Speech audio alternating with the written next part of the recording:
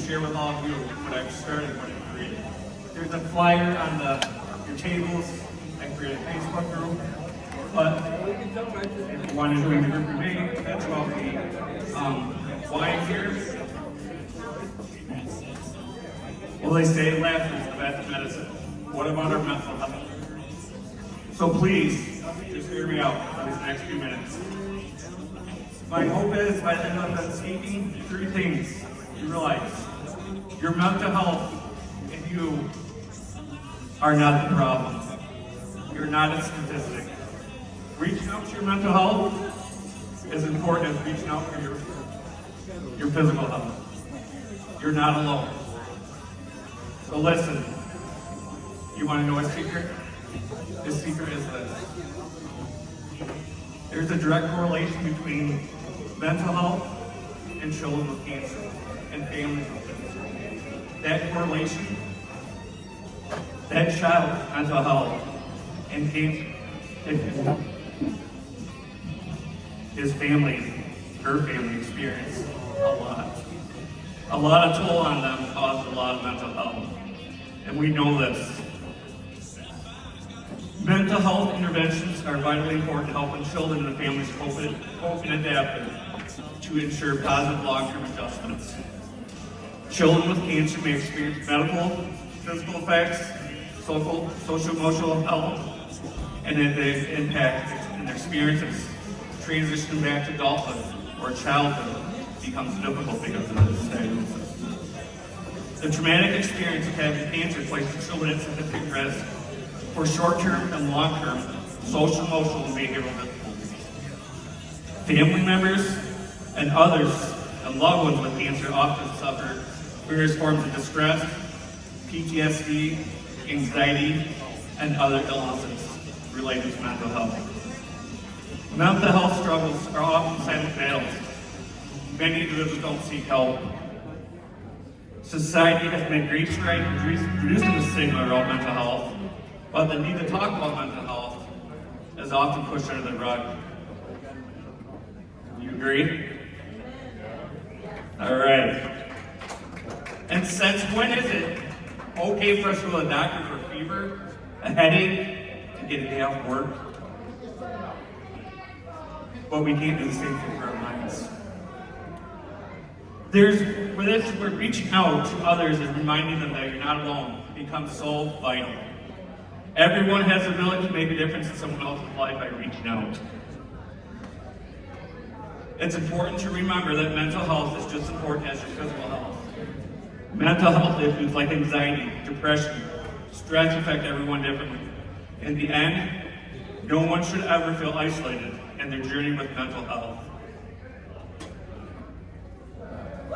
Give me a cheer if you agree. Do you agree with this?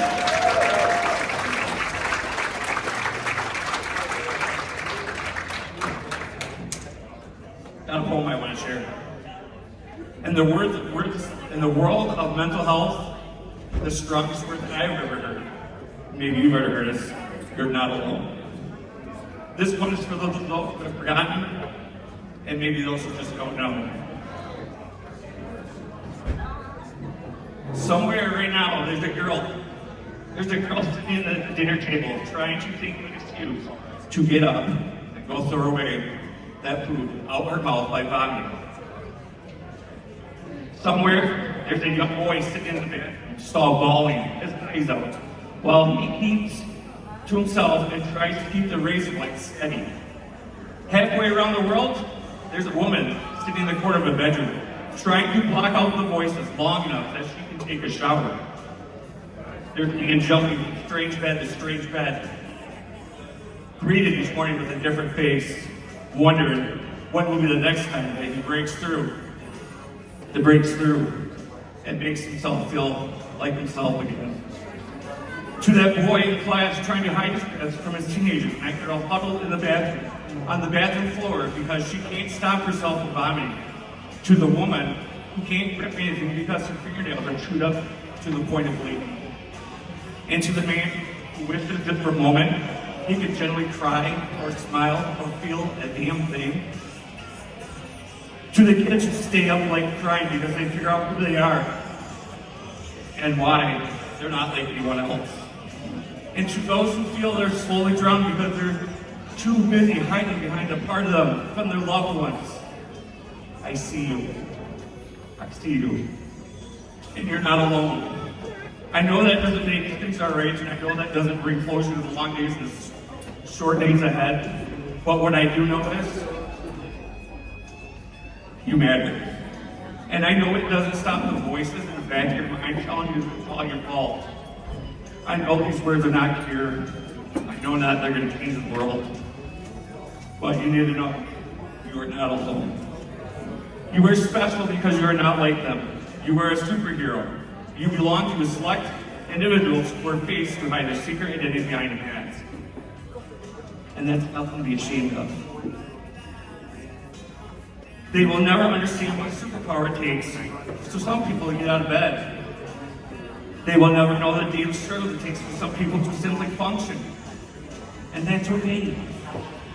Not everyone can be a superhero. Everyone is meant to understand what it means. But what it means is, you are fucking beautiful.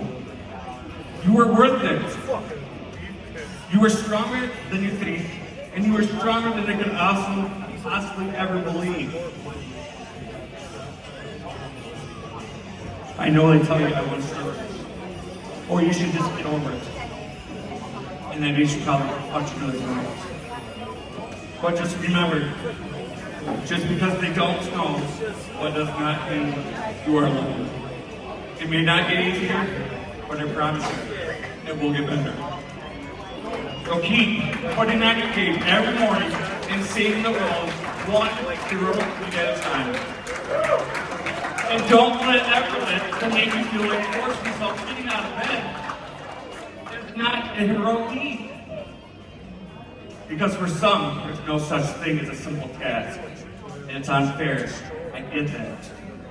But when you're at your lowest, your very lowest, just remember, you're not alone. And you fucking matter.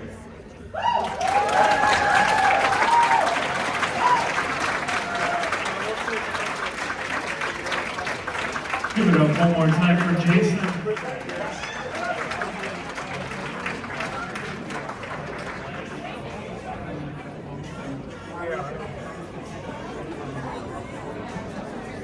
All right, y'all.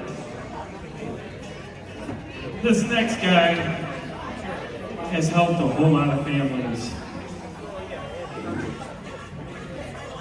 Let's give it up for J.D. Marshall, co-founder of A Mission of Love with Daughters Method and founder of Comedy for Cancer.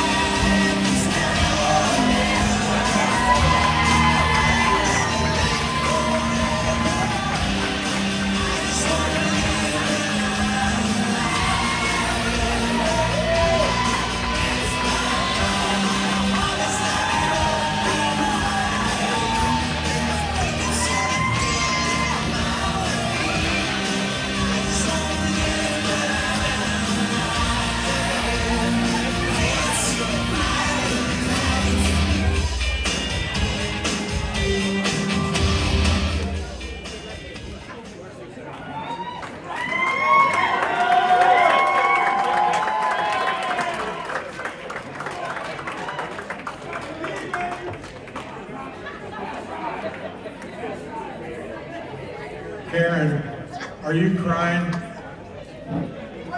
Are you crying back there? Did you realize that this is a jacket from the very first Comedy for Cancer show? And, well, it fit better 18,000 beers ago. I'm going to be back at the end of the show. I'm sure people read social media because that's where I get my news from. And this is it. 10 years. I'm retiring as host of Comedy for Cancer. I'll still, well, I got my ass fired. No, I'll still run it. We're expanding, actually. You'll see flyers on your table, and it's for a brother of mine, a good friend of mine, Jay, and his lovely wife, Tanya. I can't even talk. I think you guys really fucked me up with that opening, man. It was like the biggest pop I ever got. Thank you. The second biggest one was on my honeymoon, and then I walked in. Thank you. Anyways, so a crazy thing, my friend Woody's here from the Knights of Columbus. We did a show there. There you go, Nikki. Woody, you know Woody. Yeah. No, he's a great guy. They do a lot of charity work, and they hoodwinked me into joining. So anyways, we were there 2 weeks ago, and so I told this joke. And sometimes you tell a joke, and it either hits or it misses, but very rarely do you get emails and messages and text that they fucking fact checked you on the joke. So I'll tell you the joke, and here's what it was. So you've heard a thing about the terrorists in Canada, right? And then, I don't know who it is, their assistant to the regional manager. He comes out and he says, well, we'll just turn the power off to 3 states. And of course, one of them's Michigan. And I thought, shit, that ain't a problem. We'll just run an extension cord to Columbus, Ohio. Those dumb fuckers won't even know it. Now, if you really wanted to get Michigan's attention and the United States, cancel Pornhub to the United States. Yes, folks, it's a Canadian-owned company. And here's what happened. I told that joke and I seen phones go up trying to fact check me. And I got an email from a lady. She goes, I didn't really appreciate the porno jokes. And I said, well, shit, you probably shouldn't come to the April 12th show then. She goes, but you're right. It's a Canadian-owned company. And I go, I'm not stupid. I know what it says on my credit card statement, for fuck's sakes. The reason I'm retiring from Comedy for Cancer is because, thank you, when you have the premium account, I guess I have to have Tommy John surgery.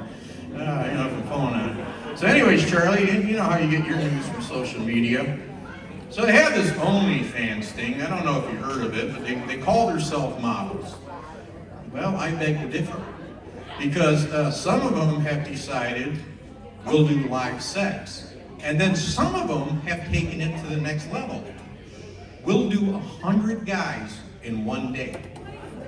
Now, I call them prostitutes.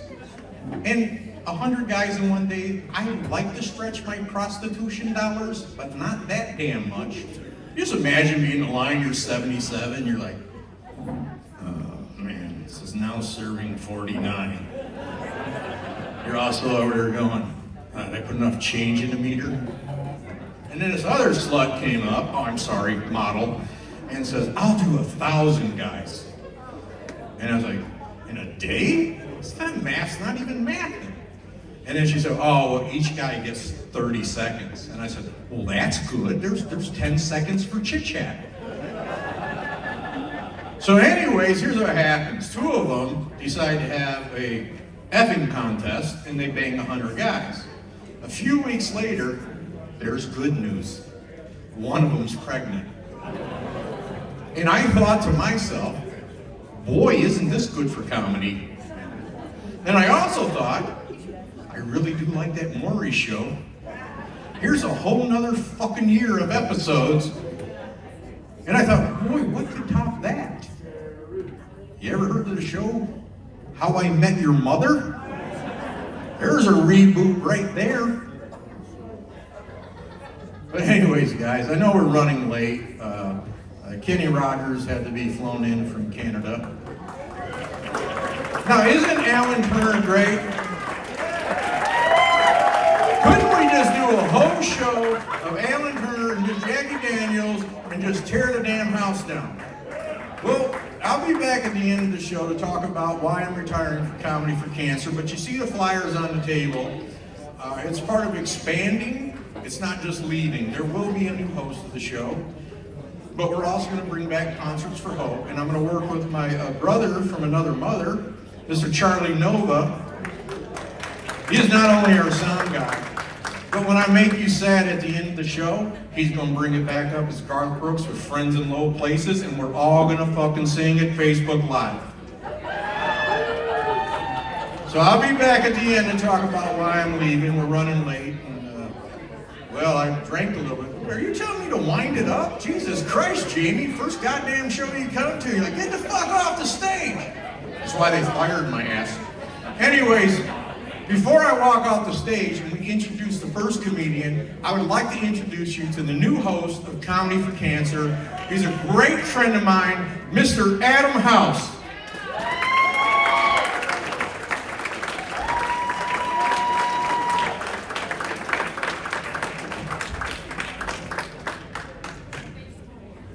Okay, you guys ready for your first comic tonight? He is from the main streets of Macomb Township. Everybody put your hands together for Mr. Bill Smith.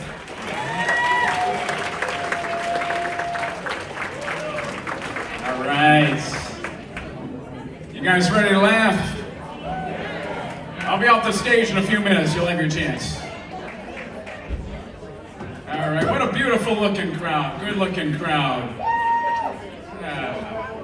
Well, if this is a comedy show or a photo shoot for GQ magazine, look at this. My goodness. Hey, you guys watch the Olympics last summer?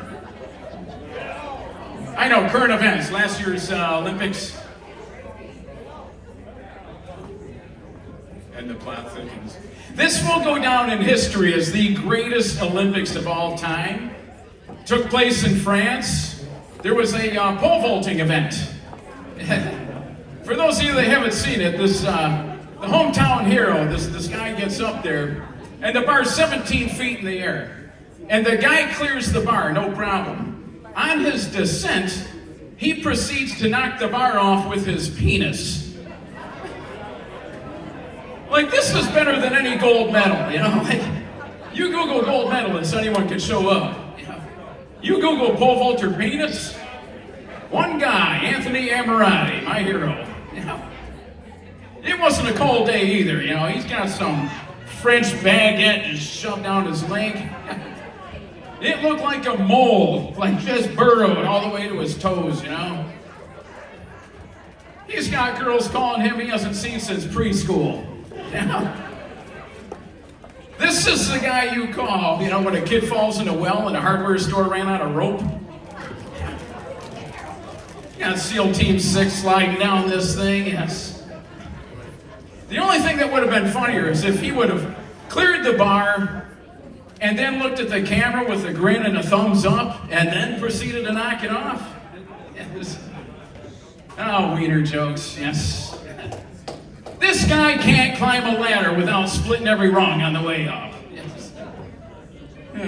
Goodness sake. Hey, if you love those wiener jokes, there's more. There's more, yes. I would enter every limbo contest this side of the Mississippi, you know? How low can you go? Not very. Pretty good at Red Rover, though. Everything good over there? How's it taste? Is that Kenny's? Is that the Sweet Apple Death? All right. Yes. Good stuff. Good stuff. I can't drink it till after I'm up here, you know?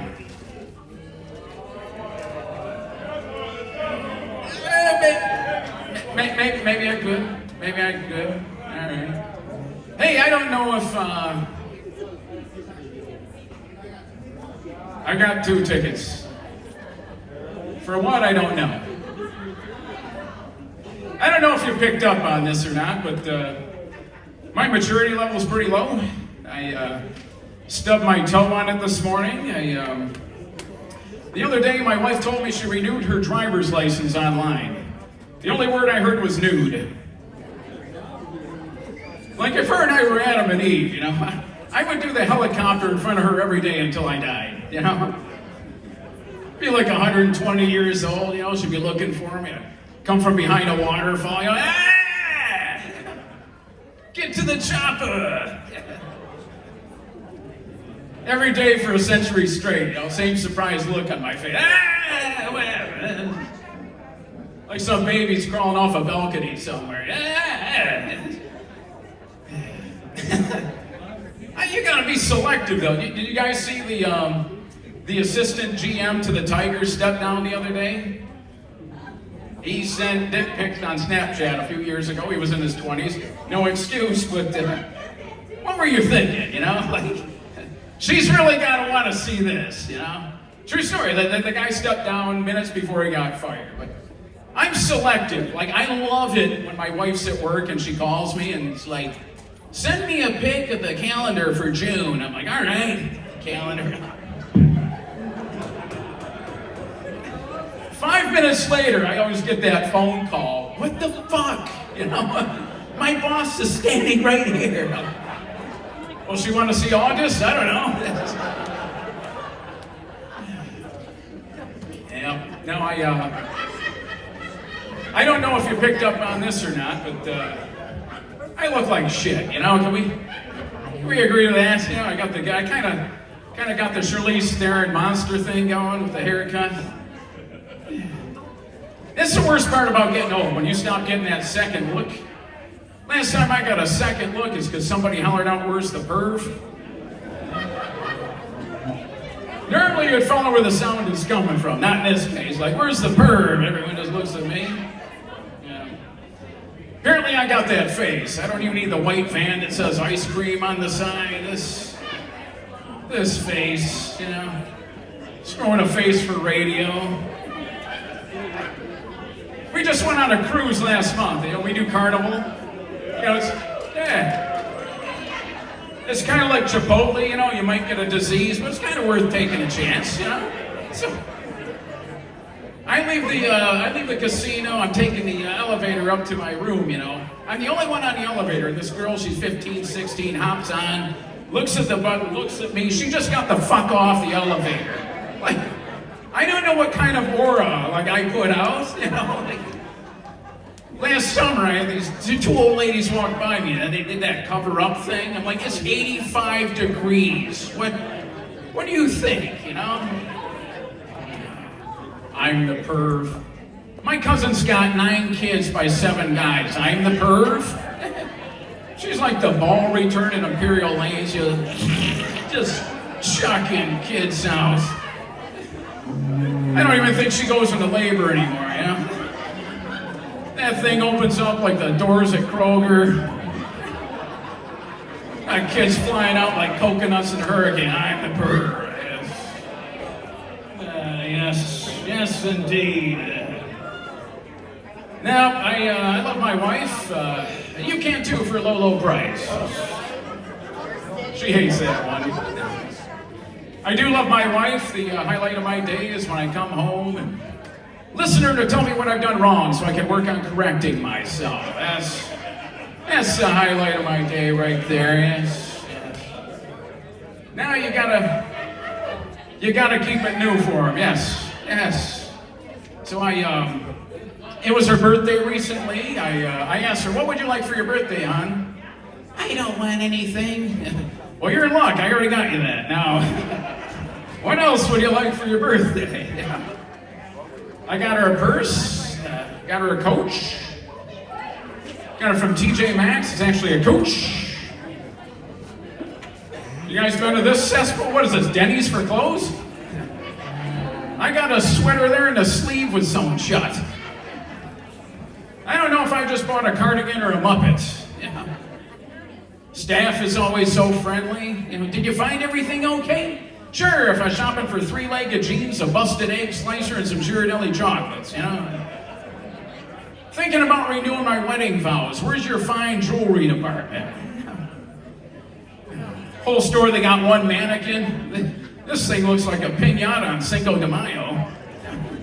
I thought it was modeling scarves. Scarves are just hiding the duct tape, holding the head back in, please. Give him a birthday present. Just throw him out in the dumpster at this point,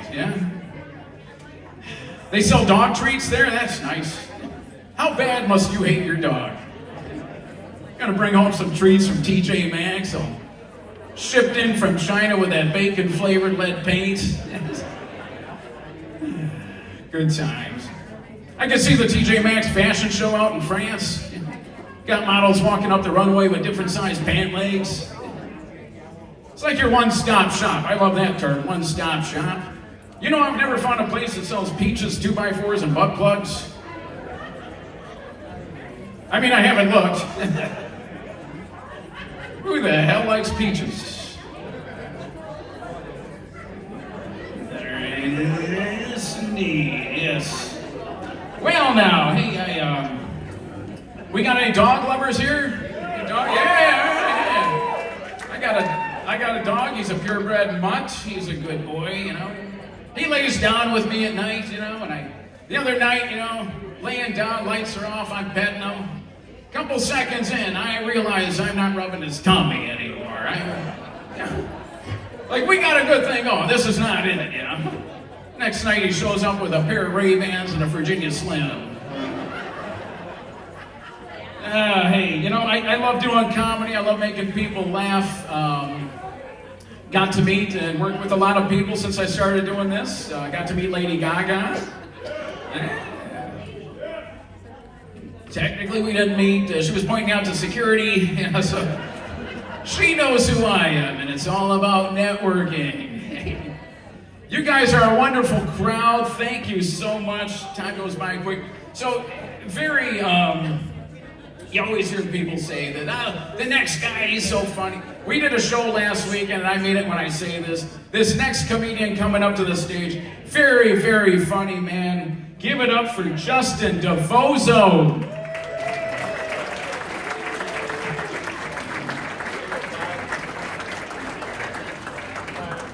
How you guys doing tonight? Cool, man. I want to see that pyro come out again. Who's got the switch? You know what I'm saying? I like to light a joint off that thing, you know?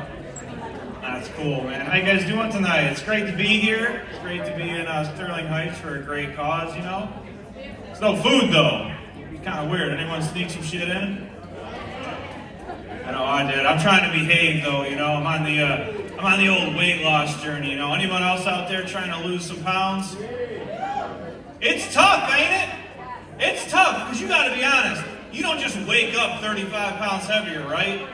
For me, it was like 5 pounds here, 10 pounds there. The next thing I knew, I hit a pothole and my tits jiggled like the opening scene of Baywatch. Dude, I gained so much weight during the pandemic, I started grabbing my own tits during sex. And it wasn't for pleasure either. It was to keep them from clapping each other when I was on top. It just sounded like those metal balls in my therapist's office, you know, just... It's tough, man. Losing weight is hard, you know? I think one of the hardest parts about losing weight is dealing with, like, the physically fit people, right? They always want to give you advice. They want to tell you what you should be doing. Do you guys know any super physically fit people? Don't they say some stupid shit? My friend Jessica and her boyfriend Todd. And I know what you're thinking, by the way I said Todd's name, that I don't like him. And I don't. Because Todd's always saying some wild shit. The other day, we were at dinner, and Todd's like, "Oh, dude, I feel like such a lazy piece of shit. I haven't worked out in like 3 days." Really? That's what makes you a lazy piece of shit? Because I dropped the remote off the couch the other day and had to download an app to change the channel.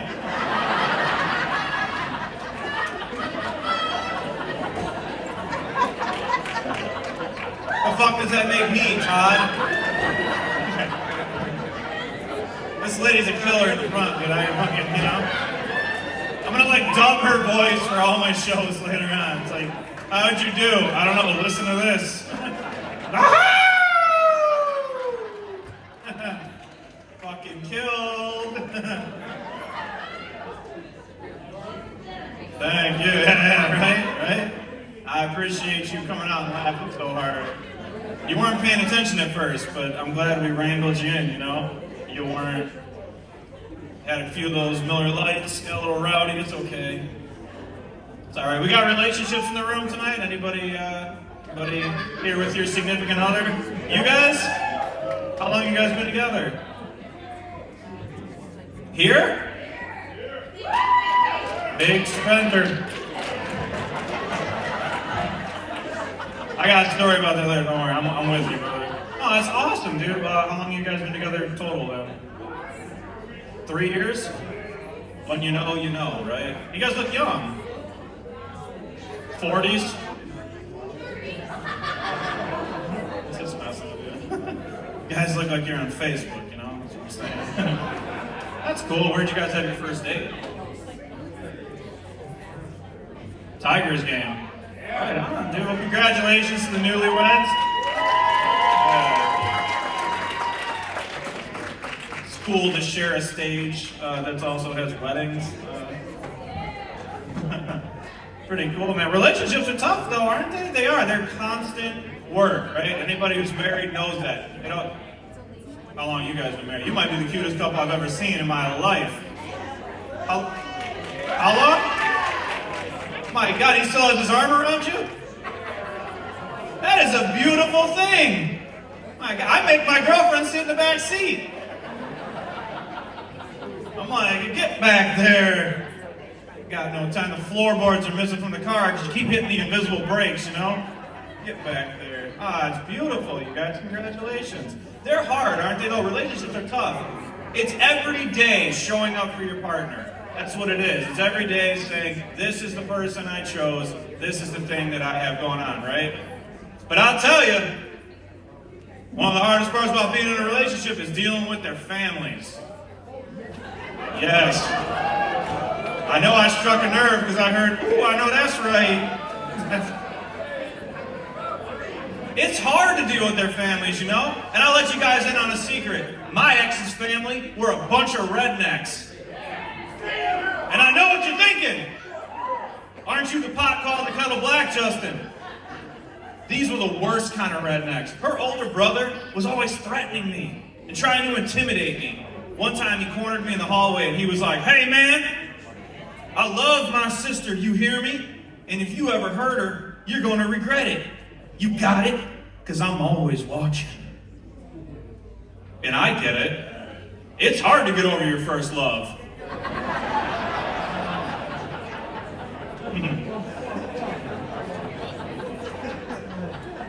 Are you guys married? You guys right here? It's gonna be a long night, buddy. It's gonna be a long night. I feel for you. I'm you in my relationship. She's gotta follow me around. Damn it, Justin, it's the 7th beer. Put it down.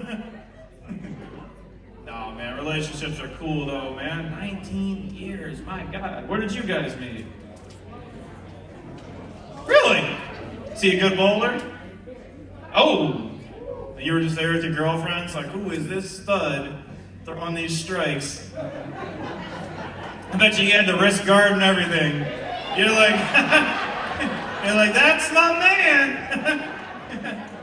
If he takes care of his bowling shoes and his wrist, what's he gonna do for me? You know what I'm saying? That's beautiful. You guys still bowl together? You can just go maybe on anniversaries every now and then? Okay. It's harder though, right? Bowling, it's kind of a contact sport, kind of. Yeah, I know, right? I feel bad. We're in Sterling Heights, right? I didn't even tell you guys where I'm from. You know, I come from a small, quaint town in Michigan. You guys may have heard of it, Roseville. I know, right? Yeah, I heard that it was called Roachville after I bought my house. And I was like, it's probably something I should have known beforehand. All right. But it's cool, man. No, I'm not gonna hate on Roseville too much. You know, when you live in a kind of sketchy city, you see some interesting shit, right? Roseville's full of some interesting shit. The other day, I saw a family of 4 on mopeds. I know, right? My first thought was like, aw, how did they all lose their license? You never see someone on a moped and go, that guy's got it figured out, you know? Like a moped is like the last straw. Like if you see some dude buzzing down the street, you're like, that man is on his last fucking leg. Like, you know. The only thing to make it worse is like a trash bag full of cans on the back or something. And you're like, That's it. He's done for. I kind of always wanted to get a moped though. They look fun, right? They look kind of like, it's kind of cool. It's kind of neat. But I couldn't handle like the reactions of people. Like I can just imagine I'm out there on a cruise, and I get home and I got like 4 Facebook messages, and it's like, "Hey Justin, haven't seen you in a while. You good? Told you that drinking would catch up to you." Yeah, man, relationships are cool. And after a while, right, after 19 years of marriage, I don't got anything on you, but I can tell you, after years of being with somebody, the relationship changes, right? And you have to adapt to that relationship. You have to learn to move with that person. And if you don't, it's going to fail. And I'll tell you guys, I'll let you guys in on a secret. I found out what you got to do, right? Because I don't know, after 19 years, I don't know if you ever tried to dirty talk your partner, but it's different, right? You hit her with some of that old spin you were putting on it before, she's probably like, "Go to bed, Carl." I know. I hear it too. I cook some stuff up in those texts like, I'm gonna get her. And I get like, "Go to bed, you're drunk." But you gotta change, right? Because you can't dirty talk like you used to, right? Back when you met her, you could send her a nice text, or a postcard, whatever you guys had back then. Like you could. I'm just kidding. I gassed them up so much, you gotta kind of get in there, Yeah, before back in the day, you could be like, "Oh, girl, I'm gonna bite your butt," or something, And she'd be like, "Ooh, stop it." "Ooh, stop it. No, you're not." Nah. Try that shit now. Go ahead. That's what, you know what it's gonna be like? "Girl, I'm gonna bite your butt." She'd be like, "The hell you're not."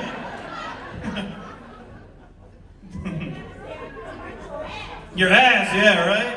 But I found a secret, right? Because you got to adapt to the relationship. You got to adapt as things move, right? Because relationships are always changing. They're always moving, right? So I found the secret. I'll tell you guys what I found after years of being in a relationship. You can't hit them real strong with that sexual stuff right out the bat. You got to get them where it counts, So the other day, I sent this smooth-ass one to my girl, right?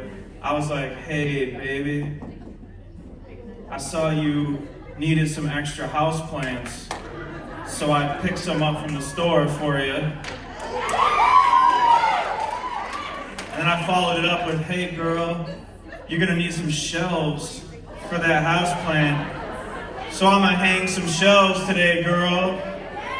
You know what I'm saying? "Girl, I got you a ficus." And I tell you, I came home, she was in the bed like this, she was like, "Where you at, daddy?" I'm like, you gotta change, you gotta adapt, Dirty talking changes, man. You gotta hit her with some shit like, "Girl, can't wait to have dinner with your parents tomorrow." There is nothing, I can't even stop thinking about the dinner we're about to have with your parents. There's like 6 women in right here, they're just coochie tingling, because they're like, "Oh, I wish you would." A point is, you gotta lie, guys, that's it. You gotta just lie. If they're gonna pretend to enjoy sex with us, we have to pretend to get to sex, Yeah, man, relationships they're tough. Show of hands, anybody out here just dating? We got anybody just out here just dating? Well, you just fuck it, Fuck it. This is fucking. That's cool, man. Did you meet her online? Facebook? All right. Those dating apps are pretty fucked now, though, aren't they? It's been a while since I've been on it, but I can remember the dirty side of Tinder, It was crazy. It was like I could never understand this about Tinder. Like, they were either like unapproachably attractive or like a farm animal. I always thought, like, where's the middle ground, Like, where are the girls I see at Kroger? Like, dude, I could go to Kroger on any given Sunday, and there's like 6 women that I would marry, like, on the spot. I'm like, that's her. Sweatpants, hoodie, hair up in a bun, Oreos piled on the cart. I'm like, that's my girl.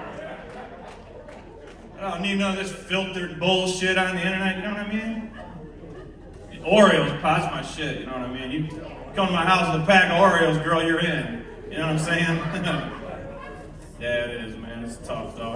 It's good, man. 19 years. I hope to get there one day. I do. We hit a little bit of a hard part. I don't know if anybody out here, you guys date, you guys hit one of those real fucking walls, right, in your dating life. We hit a wall recently, and I'm not proud of it, but you know what? I think transparency is possible, and she caught me talking to somebody else. I know, but you know what? I think transparency is important, and it is. I took full responsibility for what I did. I have a problem, and that's the thing. I had to admit that I had a problem. I get to drinking, and sometimes I talk to people on Facebook Market about things I'm never gonna buy. Like, that's my thing. That's my guilty pleasure. I get a little drunk on the weekends, and I make offers on things that I know I'm not gonna buy. Last night I made an offer on a yacht. I'm not even thinking about that motherfucker. Like, this dude's like, and I only do it to people who have overpriced items. I see myself as a hero, I promise. This dude had a yacht on there for like $112,000, and I'm like, pfft. That's all I sent him. Pfft. And he's like, are you interested? And I was like, I'm interested in the drugs you're taking. 62-foot Bahama cruiser. I bought one of those last year for 20 grand. And he's like, what, where? And I just bullshitted him the whole time. Talk this guy down to $35,000. No! I don't buy anything on there. Another shtick I got into on the old marketplace. I get to drinking, get on the marketplace. My new thing, my current thing right now, is I find people that are selling old wedding rings. Right, and what I do is I just console them. I'm like, I'm interested in that ring, but damn, bro, what happened? And I'll tell you this is a fun fact. If you talk to a dude at 2:30 in the morning about a wedding ring, he'll just open up. Because he's drinking too. So he's like, she was the love of my life, man. Love of my life, married for 13 years. I'm like, damn, bro, what happened? He's like, she left me for one of my coworkers. I'm like, God, do you want to talk about it? And he's like, are you serious? I'm like, yeah, tell me about it, man. I tell you this, my girlfriend's here tonight, so I don't know, but I got like 4 engagement rings, like, on the lock, dude. Because these guys at the end are just like, you know what, man? Why don't you just have it? I'm like, yeah. They're like, you meet somebody? I'm like, I did. I went through it too. I got cheated on. It was just a rough life for me. Now I met someone, but I lost my job recently. So now I'm just here, Just take the ring, bro. I'll meet you somewhere. Got coffee with a guy, some chili cheese fries. $6,000 engagement ring like that, I'm telling you. Get on the marketplace is what I'm telling you. It's a good time, man, it is. I couldn't imagine dating again, My girl sometimes when she gets mad at me, she likes to threaten me. I don't know if your women like to pack bags and pretend like they're leaving forever, but that's what my girl does, She'll get mad at me and there's like a suitcase in the corner and like her toothbrush is missing. And she just takes all the shit out of the house that I don't want in there.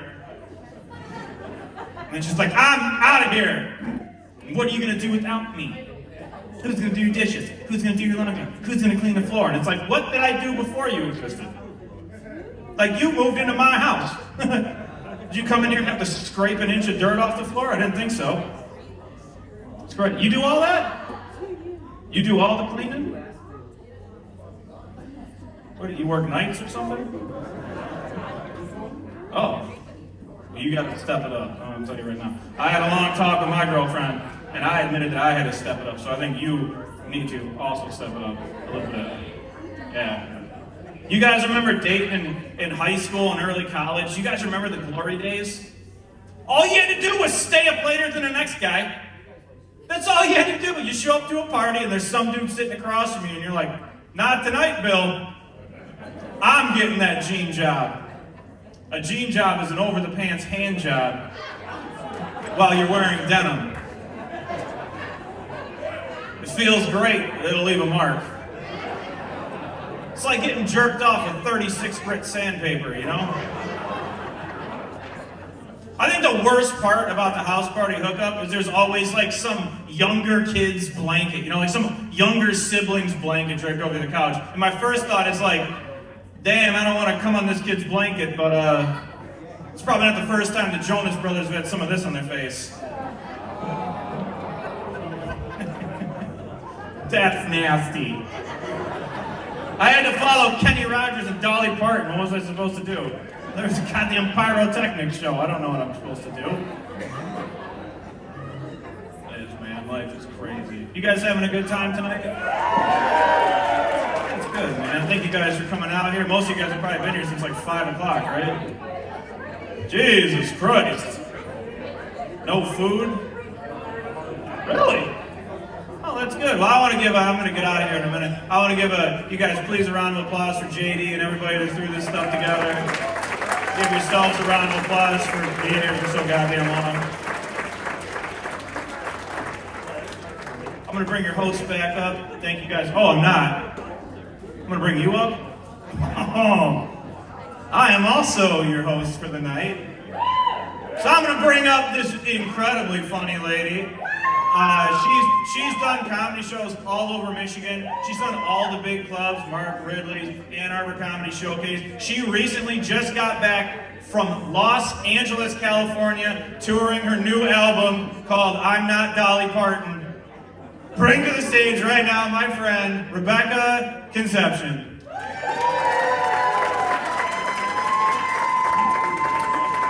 Hey, thank you everybody for coming out tonight. It's true, I'm actually not Dolly Parton, but I am a super fan. Like, my dog is named Dolly.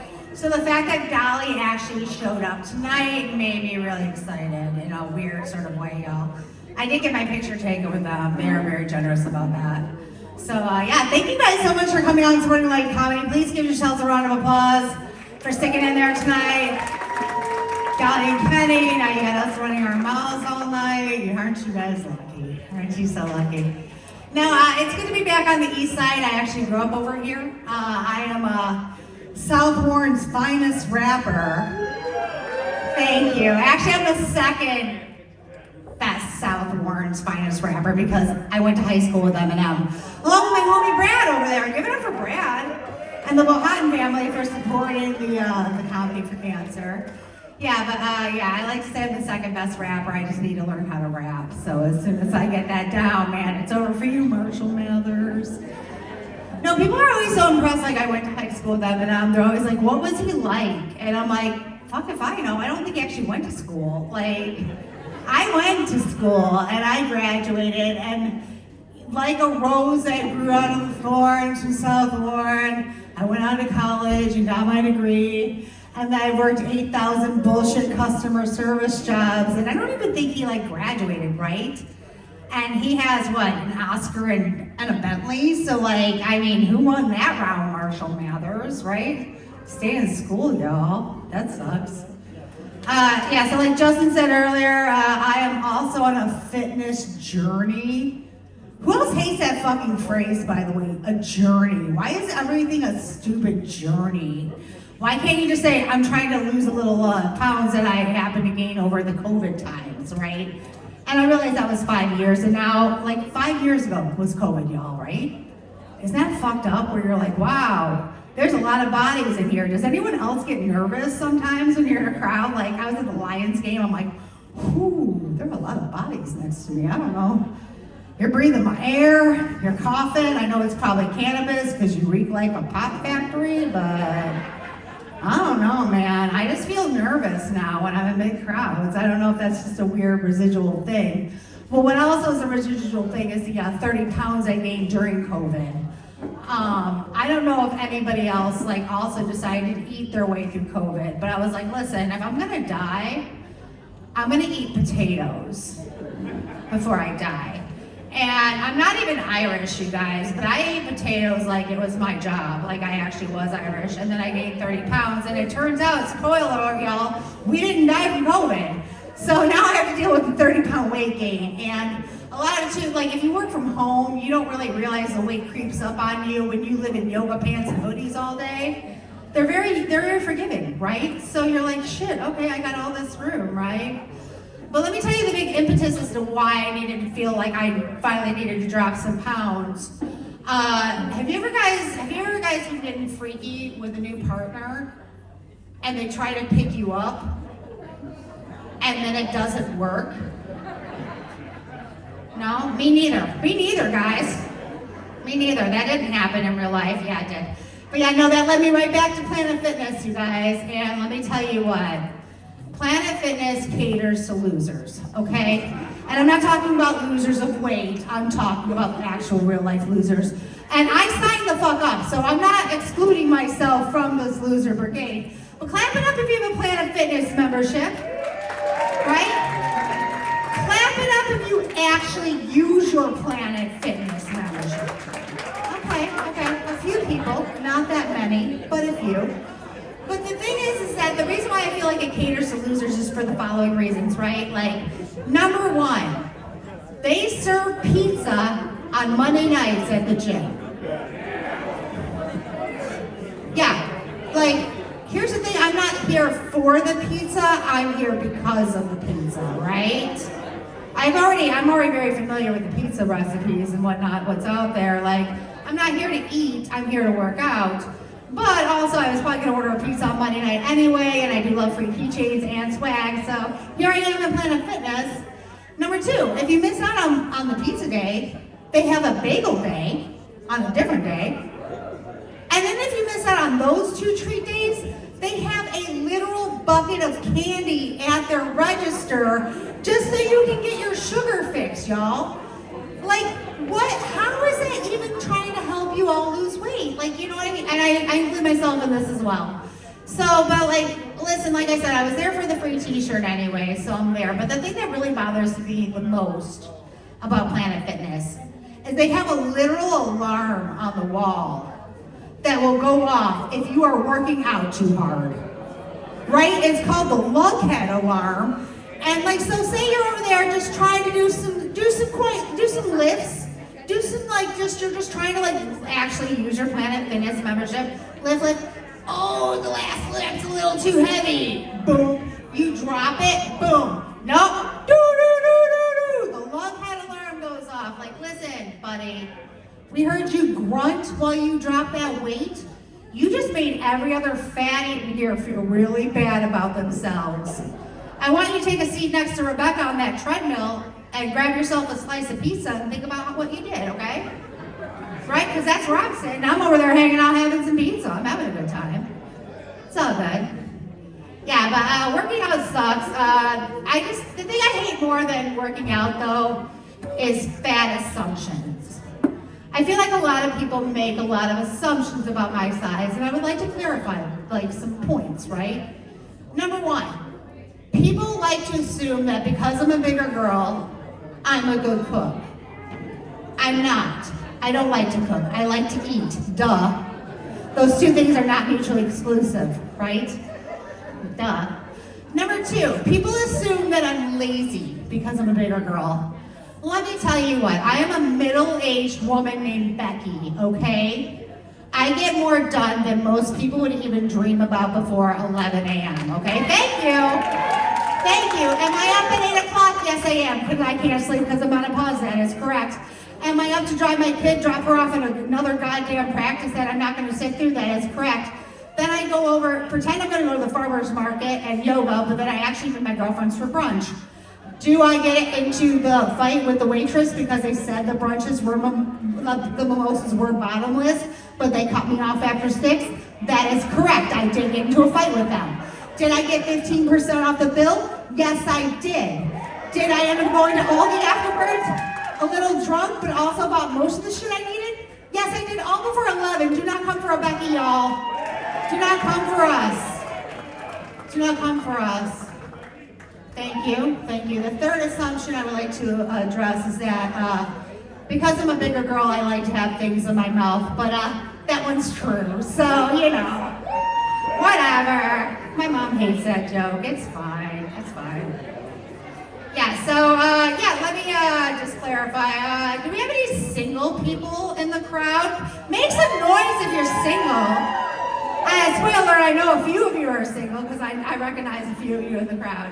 So make some noise for me, please. Thank you very much, my table back here that came out to support me. I appreciate you all so very much. Yeah, what a fucking shit show, y'all. To be single in your 40s is a whole different ballgame. Like, I've been single a really long time, right? So, dating in your 40s is like trying to find the least broken shit at the thrift store at this point. You know it's gonna be damaged in some way, right? You know there's gonna be a few dings, a few minor imperfections, maybe a stain on there that you can't quite get off. But you're still trying, right? You're trying to make sure that, like, hey, I'm really gonna put my best foot forward. But here's the problem, you guys. I'm banned from Tinder. Right? This soccer mom, angel face baby girl is banned from the Tinders. Can you believe it? I can't either. That is a true story, ma'am. I know, right? Like, what did you do, Rebecca? Well, thank you for asking. Let me tell you what I did. What I did was I had a guy pay me $400 to be mean to him online. Right? What kind of dream world was this that happened to me? But I was working my regular ass job, and it happened very innocently. I was in bed at night, hitting my vape pen. Don't lie like you guys don't, whatever. Anyway, just swiping left and right, not reading profiles like you do. And I swiped on this guy, I happened to match with this guy.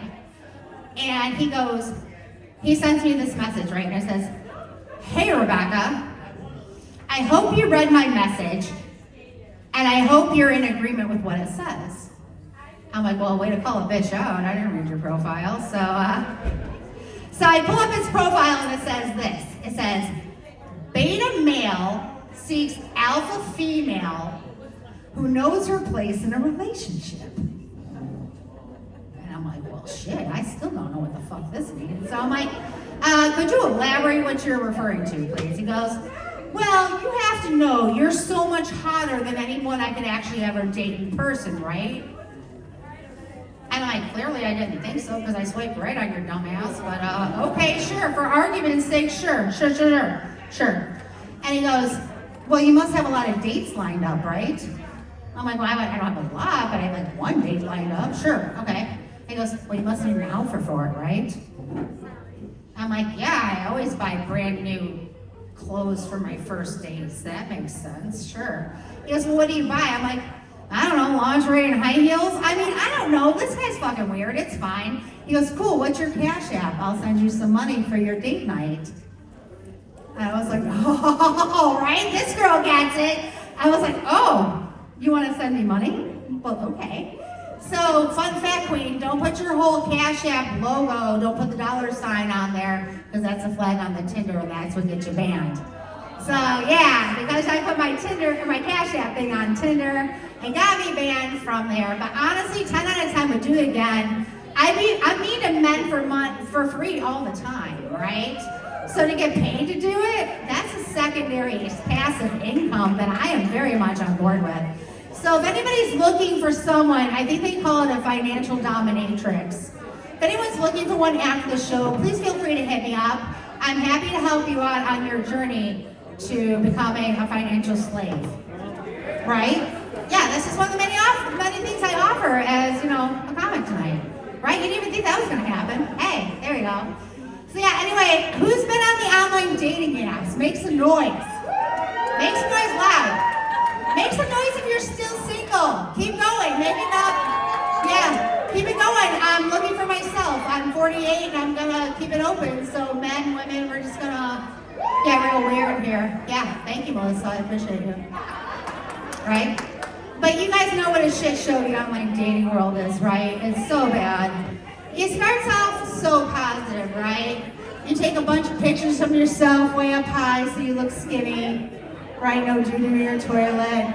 You write a bunch of shit that's about yourself that's mostly true, right? Like, you leave out a bunch of shit like, "And if you don't respond to me, I'm going to text you 37 times in a goddamn row until you respond to me, sir. A text takes 30 seconds to read. What are you doing?" Oh! Yeah, I leave all that out. Because I'm trying to impress him, right? Anyway, you're like, okay, true love really is just a click away. And then you hit that submit button, and you sit back and wait, right? And then that first message comes through, and you're like, fuck yeah, mama still got it. Yeah, that's right.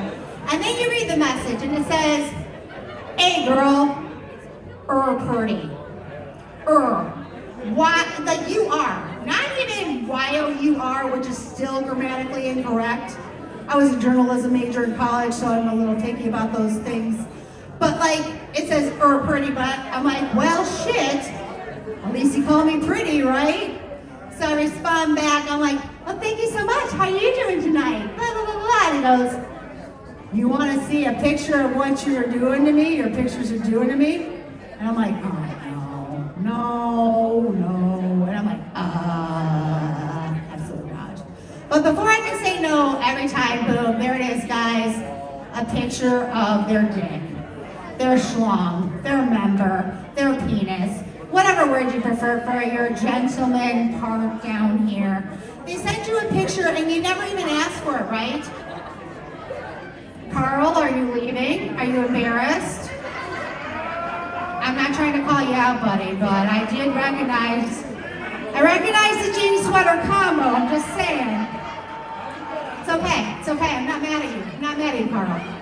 But I will use you as an example right now, please, Carl. Here's the thing, guys. If you get it, it's like getting the old maid card, right? You never ask for it. It's called consent. It's a beautiful thing. But here's the thing, like if she does ask for a dick picture, I want you to send the best dick picture you've ever sent in your whole life, right? I want you to like prop your leg up like you're Captain Morgan. Like get up under there with like the ring light. Like, you know, really go all out, right? She asked for this dick picture. You're gonna send the best one you can send. Like, you're gonna maybe put it on a platter and surround it by baby carrots and potatoes. Like it's a delicious roast. Right? But I didn't tell you the best reason here's the thing, when you send out a dick picture, it's gone forever. And if she's seen it, so has her girlfriends, her coworkers, her auntie, and in my case, my mama. Because my mom really loves scrapbooks, and that's a really cheap-ass Christmas present, right? Like, she's a widow, so I'm doing the Lord's work. Like, I just love the idea of her opening up a scrapbook on Christmas Day and thinking it's pictures of my baby. Instead, it's just picture after picture of disappointing dicks. One after another, because y'all don't discriminate, y'all are gross, doesn't matter, old, young, black, white, whatever, but I save them all, because then they say, hey, do you have a sexy picture back for me? And I'm like, boy, do I. And then I send them out a dick picture back. I don't send them their own dick picture, like I said, I've established that's disappointing. I send them out one much better, girthier, probably black, like listen, like this is what you want to send if you're sending out a real dick picture, right? Right? Yeah, that's what I'm saying. Like if you're gonna send one out, really go all out. That's all I'm saying. Alright, I'm gonna wrap it up on this, you guys. I just have a theory I want to run by you real quick before I get off the stage. I have a theory that the bigger a dick a guy has, the bigger a dick a guy is, right? Because there's no way you can have a big dick and be nice, right?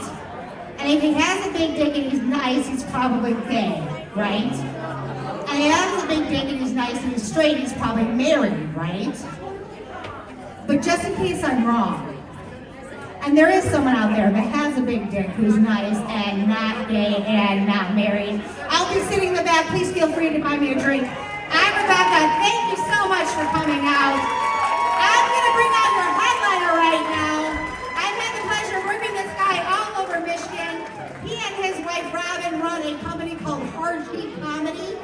Can I just do something right quick before I do? Okay, before I do, I just want to give a shout out to JD. Before I do, please clap it up for JD Marshall for running this Comedy for Cancer. This is the third time I've been a part of this show, and I always agree to it, but the thing is JD doesn't know is that I lost my dad to cancer 12 years ago, so it's extra sweet for me to be able to perform for this, and he never got to see me do stand-up.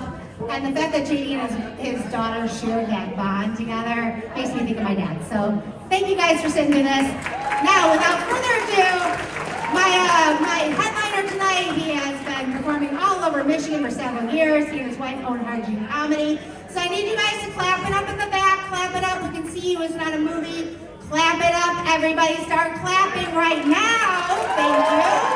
And give it up for Mr. Jason Gilliland. Thank you, Rebecca. Keep it going for Rebecca Concepcion, everybody. Give it up for Justin. Bill, everybody who's seen tonight. There's been a lot of people. I'm the last one. Thank God. All right. I'm the only standing between you and the rest of your Saturday night. All right, you guys ready to have some? We'll finish this thing strong. Give it up for Kenny Rogers too. Kenny Rogers. I could have sworn when he started doing that joke about the three-legged chicken, he was going to go off onto that Seinfeld bit about Kenny Rogers. The man makes a mean bird. You guys remember that one with Newman? All right, yes. Table two's got the vocals. All right, good to see you guys. All right. So I'll get this out of the way. We've got obviously a show about cancer. I'm a doctor. I'm actually a doctor. I'm actually a urologist, which means I'm a dick doctor. I'm a cock doc. If I had a vanity plate, it would say cockter. Yeah. And I deal with a lot of guys who have prostate problems, prostate cancer. So I see you guys for that.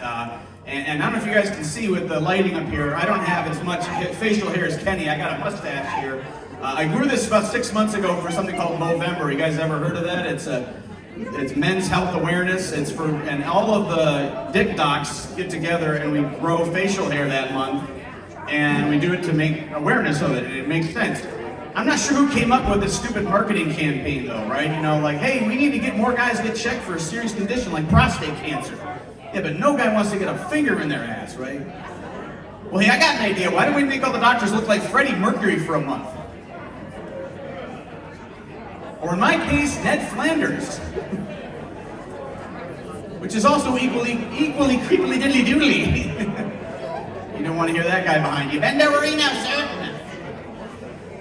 Good to be here in Sterling Heights. I am from the East Side. I grew up in the 80s in East Detroit. Yes. The city that doesn't exist anymore. They changed the name, and I thought they changed the name because they wanted it to sound more like Grosse Pointe. It's now East Point, right? But then I thought, well, really, does any guy want to live in a city where the initials are ED? Yeah, they got Viagra in the water now. That's what I hear. They changed the water over there, yeah.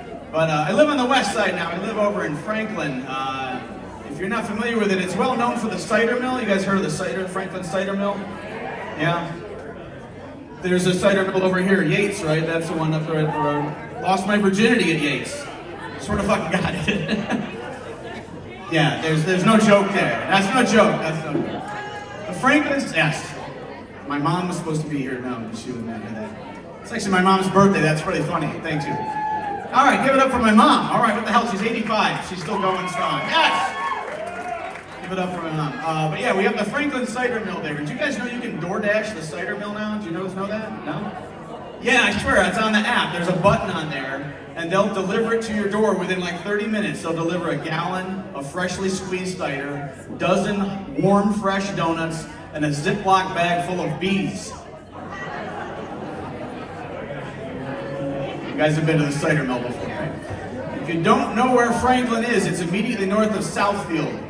Southfield is a very big suburb. Interesting, diverse population. It's about half African American people and half Jewish people living together in the same district. And Southfield is a very nice name for it. But wouldn't it be cool if they called it Black Sabbath?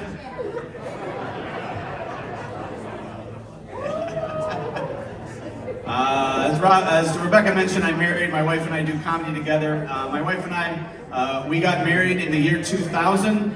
We did that on purpose because we did not want to do any fucking math when people asked us how long you've been married. I'm like, look at the calendar. This year's 25. It's a big deal. It's a big one. I've been married 25 years this year. Yeah. And I'm not calling any of these divorce attorneys. I see their ads. I'm not calling you guys. The last big anniversary we had 5 years ago, the 20th anniversary, you guys know that the traditional wedding anniversary for the 20th wedding anniversary is China. So that year we got each other COVID. That is a very woo moment, yes. Yeah, you got COVID, David!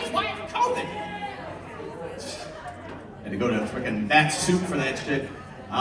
We actually watched my wedding video recently, and my son, I got 2 teenage boys. My 16-year-old son saw the wedding video, saw my wife when she was younger, and you know, she still looks the same. She looks beautiful as ever. And then he sees my 28-year-old ass, skinny, no facial hair, coming in, and he goes, "Hey, I didn't know you guys knew Dwight Schrute from The Office." Thanks, bro. Actually, we went to Spain for our honeymoon, and actually I took my son to Spain last year. It was really cool. We were in Madrid. They have an amazing subway system there, and I'm always jealous when I go to a city that has a subway system. I wish Detroit had a subway system. But you know we would fuck it up big time, right? You know, like first of all, they wouldn't have any cool name for it. Like the Blue Line, there wouldn't be the number 2 train. All the subway lines would be named after injury attorneys.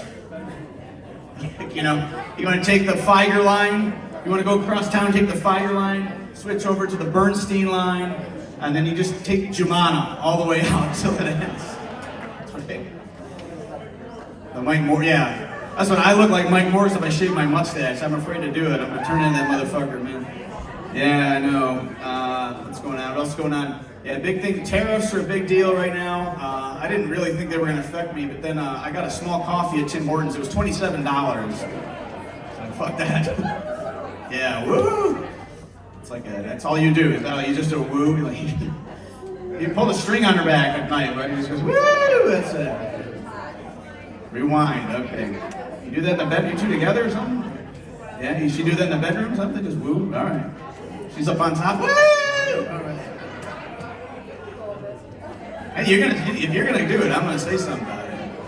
I didn't know Tim Hortons was a Canadian. I didn't even know Tim Hortons was Canadian until one day I got a coffee from there, and it was really hot, and I spilled it on me, and the coffee apologized to me. It was very polite. It was like, sorry. What else is going on, Sarah? Elon Musk. You know, listen, Elon Musk is getting a lot of news, of course. And my biggest concern about Elon Musk being buddies with Donald Trump is that over the next 4 years, we're going to normalize Cybertrucks. Anybody else afraid of that? Because I think we've got to deal with these monstrosities that are on the road.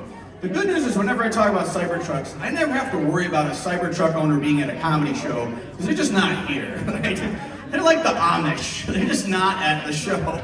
It's like the 2 ends of the electrical spectrum. No electricity and way too much electricity, you know? I've never been in a Cybertruck. I'm afraid to get in one. I'm afraid if I get in one, the thing's going to be like, Michael, here's your mission for the week. You old guys got that fucking reference, right? Yeah. I'm afraid if I get in a Cybertruck, drive 88 miles an hour, I'm going to end up in 1955. My mom's hitting on me at a high school dance. And they got some weird ones now. They don't just have the standard issue RoboCop Silver anymore, right? They got I saw a rose gold Cybertruck on I-94, and I was like, what the fuck is that? And I didn't know what was worse, a rose gold Cybertruck, or the fact that I knew what rose gold was. Fucking weird, man. I don't know. I always feel like the Cybertruck owners are the same people that used to own Hummers, right? They just traded that in just to douchebag it up even more, right? And they're probably all disappointed because there's not enough room in the back of their Cybertruck like the Hummer. There's no room for their Segway. You guys are paying attention, all right, yeah. If you look at a Cybertruck, you're like, it looks like, if you think of it, it's a car that looks like it was designed by a 6-year-old boy with a speech impediment. And so I picture every Cybertruck owner to sound like a 6-year-old boy with a speech impediment. Like, hey, you like my Cybertruck? Hey, mister, look at my rose gold Cybertruck. It's so cool. It's electric. That's right. It's made from lightning, like Lightning McQueen. That's how cool my car is. Oh, yeah. Thank you. All right, one clap in front here. Yeah, all right. The rest of you guys like fucking Cybertruck. I'm not fucking Cybertruck. I don't know, man. I got another son who's in college now. Last year was his senior year. And so for senior skip day, we drove to Ohio to see the eclipse. Anybody go see the eclipse last year? It was like last year, 1 year ago this week. You go? Did you go to Ohio to see it? You went to what? The Benz? No, I don't know. Vermont. Oh, shit, you went all out. You did it right. I went to the only state that had less meth than Vermont, right? Ohio. That's right. The whole thing lasted 3 minutes and 26 seconds, right, where the moon is in front of it. So now my wife is giving me the nickname Mystery Clips. You know? That's how long it lasted. And so we drove back that day from Ohio, and we had the radio on, and the song Blinded by the Light came on. Perfect song for that night. You remember that song, right? That song from the 70s, Blinded by the Light. And then no one knows what the fuck he's saying, am I right? And my son, 17 years old at the time, had never heard that song before. The song comes on, he hears that line, he goes, Dad, did he just say woke up, took a deuce, and had a boner in the night?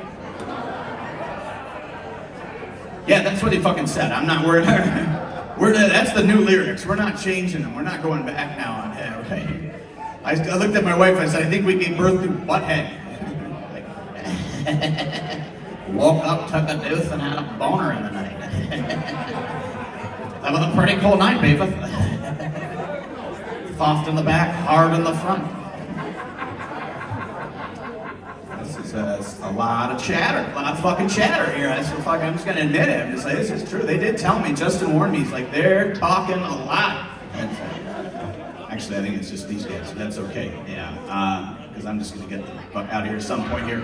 I'm a doctor, I hate drug addicts. You guys have seen drug ads, they're all the worst, but there is one drug ad I like, and it's because it's an over-the-counter medication. It's the Pepto-Bismol ad. Have you seen the Pepto-Bismol ad? It's a classic, right? Okay, if you haven't seen it, guy's sitting there and he's like, the food doesn't agree with him. His coworker, she just jumps up. Two people just magically appear behind her, and they're like, when you've got nausea, heartburn, indigestion, upset stomach. It usually comes much more explosively from the back. Everything else makes sense, right? Nausea, heartburn, all this stuff, and then this is it. This is the universal symbol for shitting your brains out. Just hip slide and touch a little bit here, there you go. That's diarrhea, there it is. But I'm a cop doc, so I decided to come up with my own version of that ad, right? Like, when you've got greenish discharge from your penis, uh-oh, you've got gonorrhea. Or should I do this? Or should I have just done this, right? That's fucking... this is the universal symbol for I shouldn't have put it there. But being a dick doc is tough. It's a very stressful job. Many years of training. I work a lot of long hours, a lot of long days.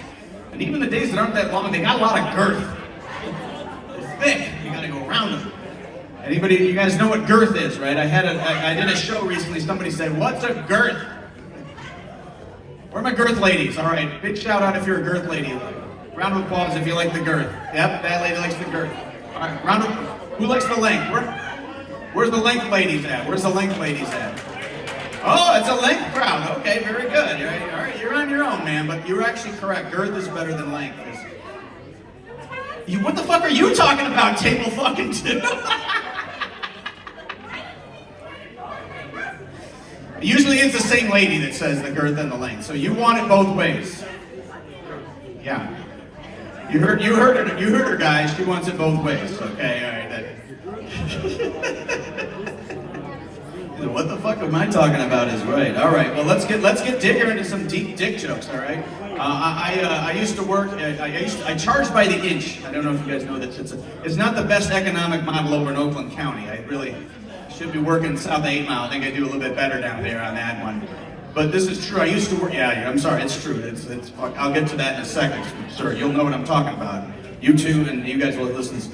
I used to work in Columbus, Ohio, and I wasn't making any money down there. There was little Buckeye nuts. So that's why I moved back to Michigan there. Somebody else had to do Ohio State joke here. No, but I worked on the south side of Chicago, right? And this is true. I worked on the trauma service, and we had a young guy come in, young African American guy, and he was in this gang thing, and he got shot. And we got called because he got shot a bunch of times down here, and we had to talk to him after surgery. He said, we got bad news and good news. The bad news is you got shot 5 times in the dick. The good news is you were able to be shot 5 times in the dick. This guy, if he was in the Olympics last year, he wouldn't have even needed the pole vault to go on to knock the bar down. He would have been the pole vault, man. If this guy sends you a dick pic, like the phone is like, you don't have enough storage. SD, need a new SD card. Yeah, exactly, right there. You download that thing and wait like 5 minutes for it to come in. Right? All right, I told that joke at a synagogue last year. No, they laughed too.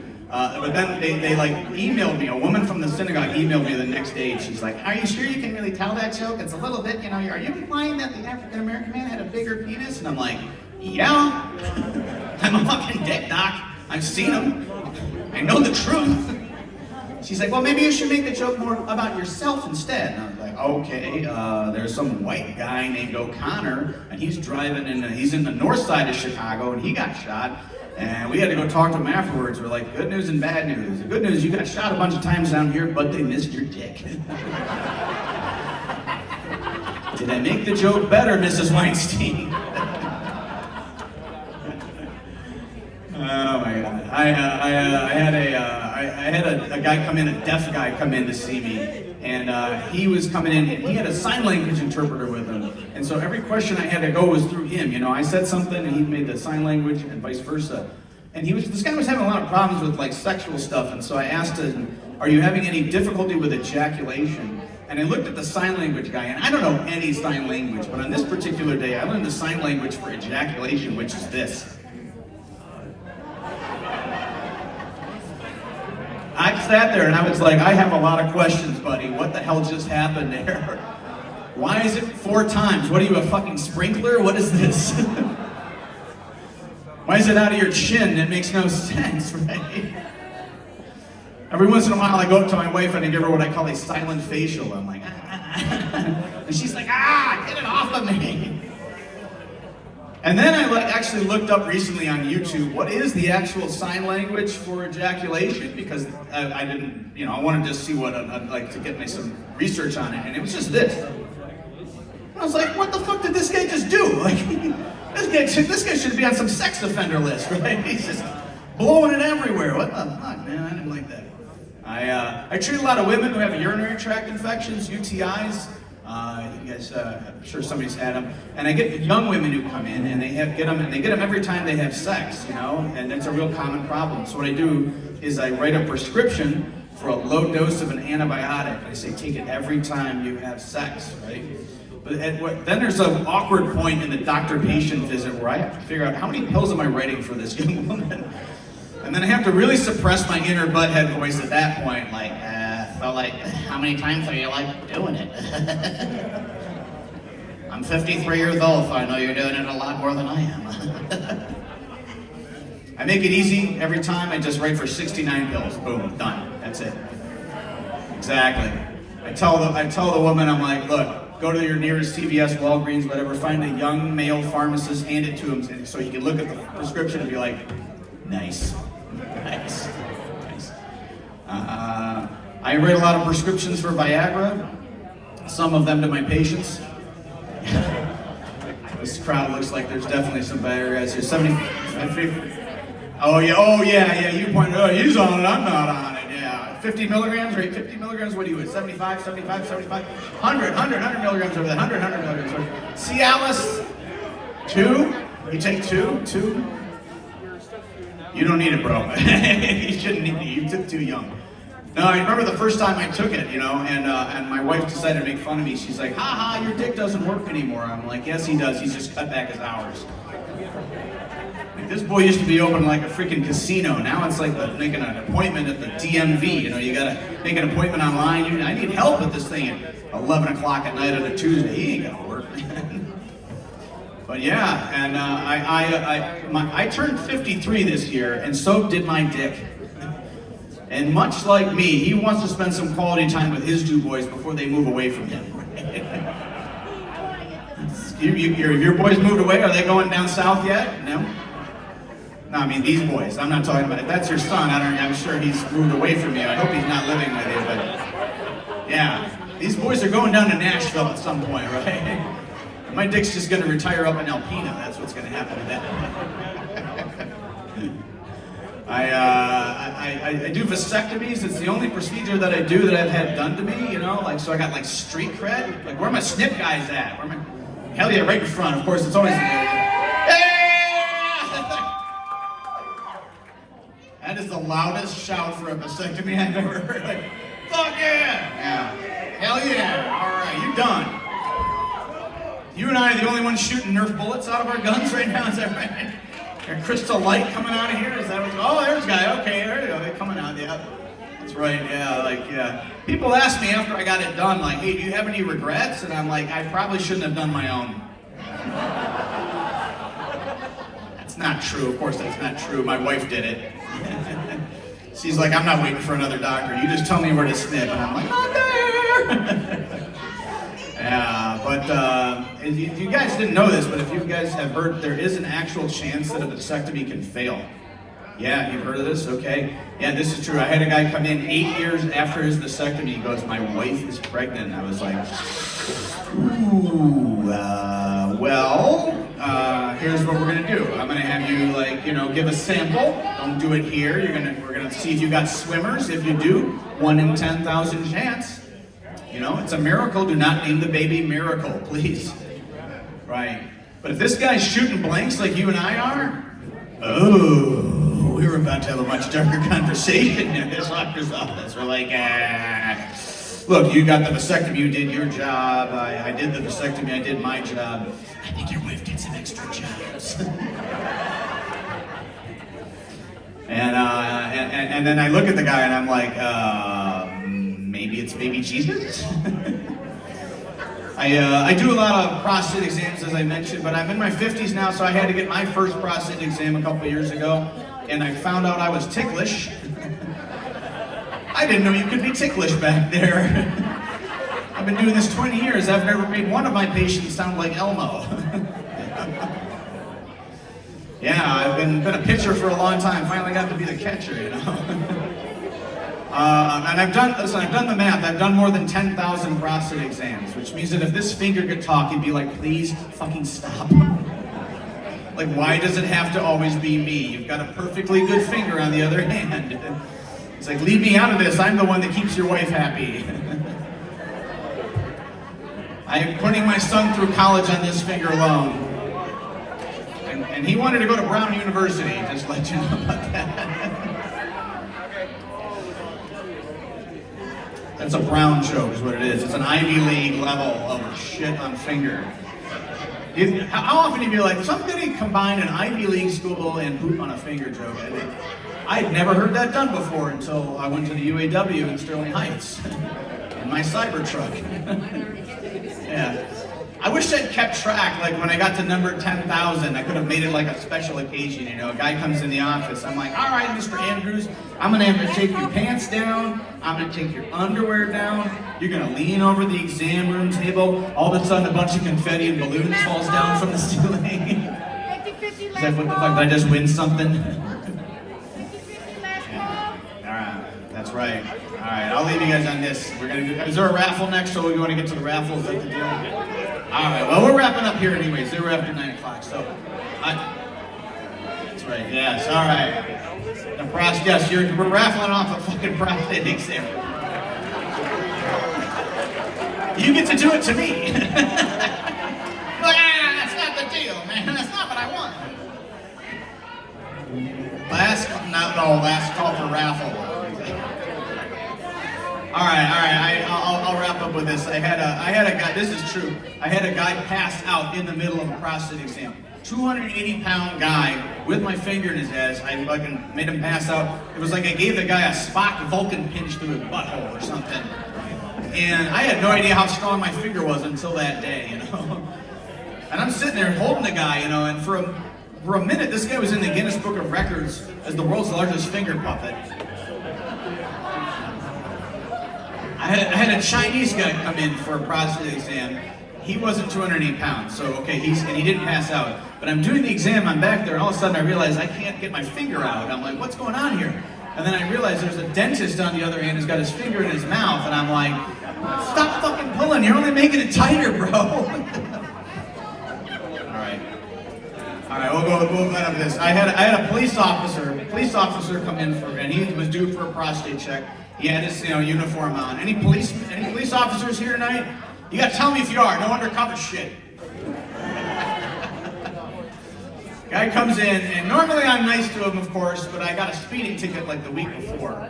And so I had the guy come to the table. I'm like, all right, sir, I'm gonna have you take your pants down, take your underwear down. I'm gonna have you lean over the exam room table, put your hands where I can see them. Put them where I can see them! He didn't like that. He didn't like that at all. He gave me some shit. There you go. That's a shitty joke, right? Now, this guy was normally one of the popo, but on this day he joined the poo-poo force. And you know what I decided to do? I decided to double down, and I planted some drugs in his ass. All right, guys, that's enough. I'm getting the hell out of here, guys. Let's do some raffling. Let's have a fun rest of Saturday night. And you're gonna finish up here, Alan? Coming on? Yeah, come on up, man. All right, give it up for Alan. Alan, right? No. Adam. My fuck. All right, Adam. Come on up here. Oh, sure. I'm done, yeah. Oh, okay, cool.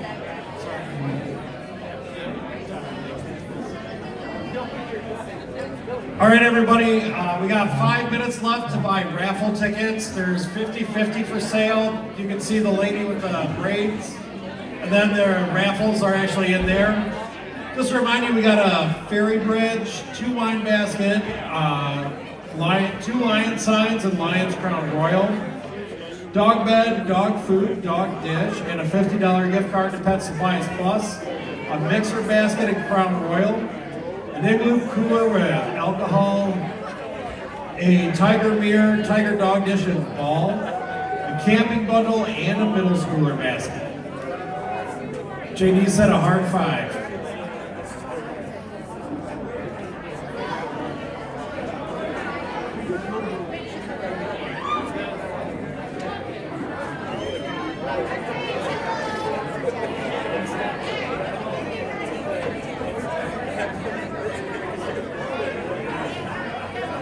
Bar's going to be open for 5 more minutes too, so if you guys want to grab another drink, last call for beverages.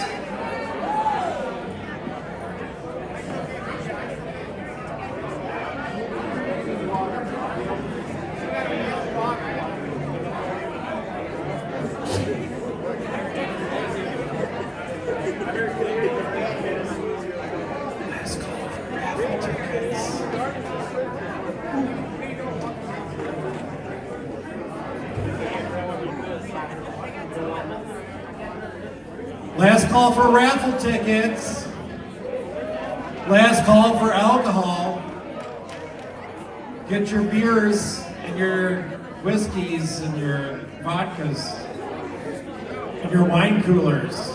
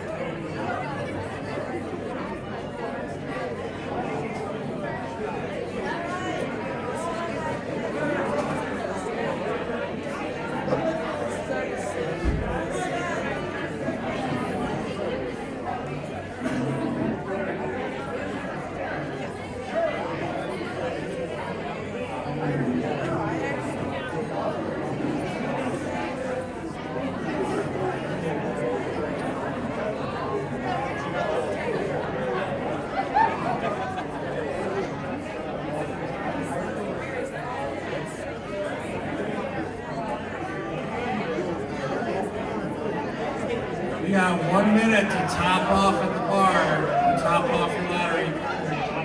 Jesus Christ. Your raffle ticket.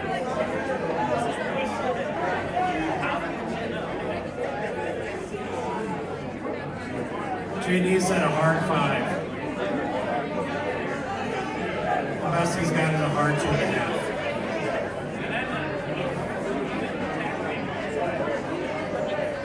Yeah, he said 1 minute. Yeah.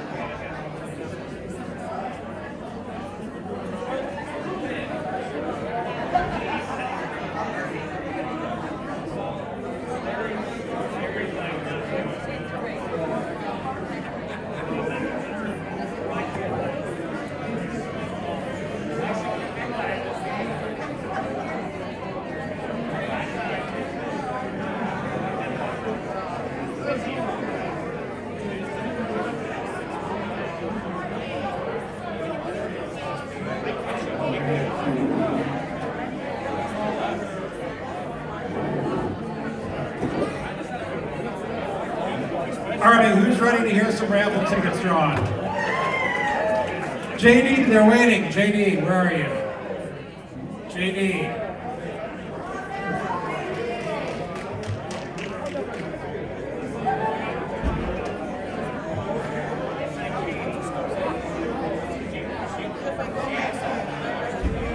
All right, I tricked you guys.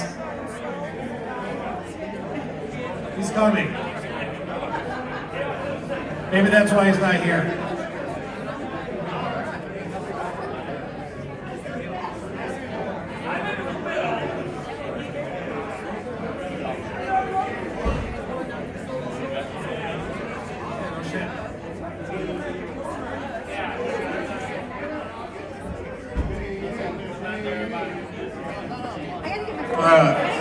Wait a minute, somebody started a chant and it went for like 3 seconds.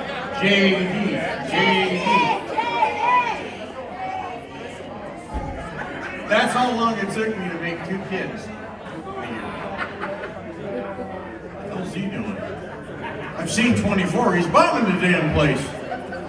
Alright, I guess it's no breaking news that Jackie Gregory, pay the fuck attention. You called me Tony earlier, no-sold me. Ladies and gentlemen, at table 10 over there is friends of mine that I work with, but I'm not allowed to tell you because we're technically undercover. Thank you. We work for CTU 24. Anyways, thanks for Earl to show up in the last 8 minutes of the show. That was cute. Get some free tickets from the company I'm not supposed to announce. It's not Walmart. No, actually this happened. I actually was trying to apply for the detective position at Walmart, and oh boy, I wore a suit, I passed the drug test, and they said, well, you can't be here, you're a show-off. So there you go. Anyways, I knew about this day longer than, I just seen a guy like, wait a minute, I'm sorry, sir. No offense, I seen you yawn. The story of my goddamn sex life, right there. Thank you very much. I appreciate that. So, a lot of people in the last couple of months have reached out to me, emails, texts, Facebook messengers. Am I sure that I wanted to retire? Now, I don't know how many people were here. I don't know how many people were here on April 20th, 2024. Well, you were, Ken. Thank you. Thank you. That makes 1. I went into the office and we looked at the calendar and I picked April 12th of 2025 to be my last show. This wasn't something that just came up in a couple of weeks, a couple of months. I knew about this for almost a year. This picture behind me means the world to me.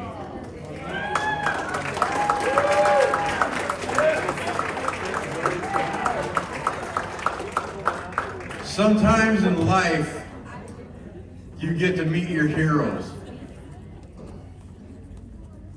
My wife gave birth to mine. There was no emission of love if it wasn't for Stephanie. There would be no comedy for cancer if it wasn't for Gabriel Iglesias and Stephanie spending 20 minutes at the Fox Theater, hanging out together and talking about it. And our very last conversation was, she pointed to the TV and she said, "Dad," it was a song, "The Best Day of My Life." And I said, "Honey, what was the best day of your life?" She goes, "Meeting Gabriel Iglesias." And she said, "What was yours?" And I go, "Meeting you and becoming a father."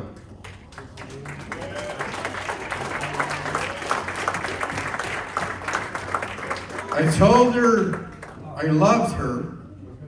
She told me she loved me. She never spoke again. We spent 27 days in hospice. While I was in hospice, I guaranteed that I was going to do a gift every damn month for a kid battling cancer. And it was supposed to be, thank you, it was supposed to be 120 gifts. It's at 918.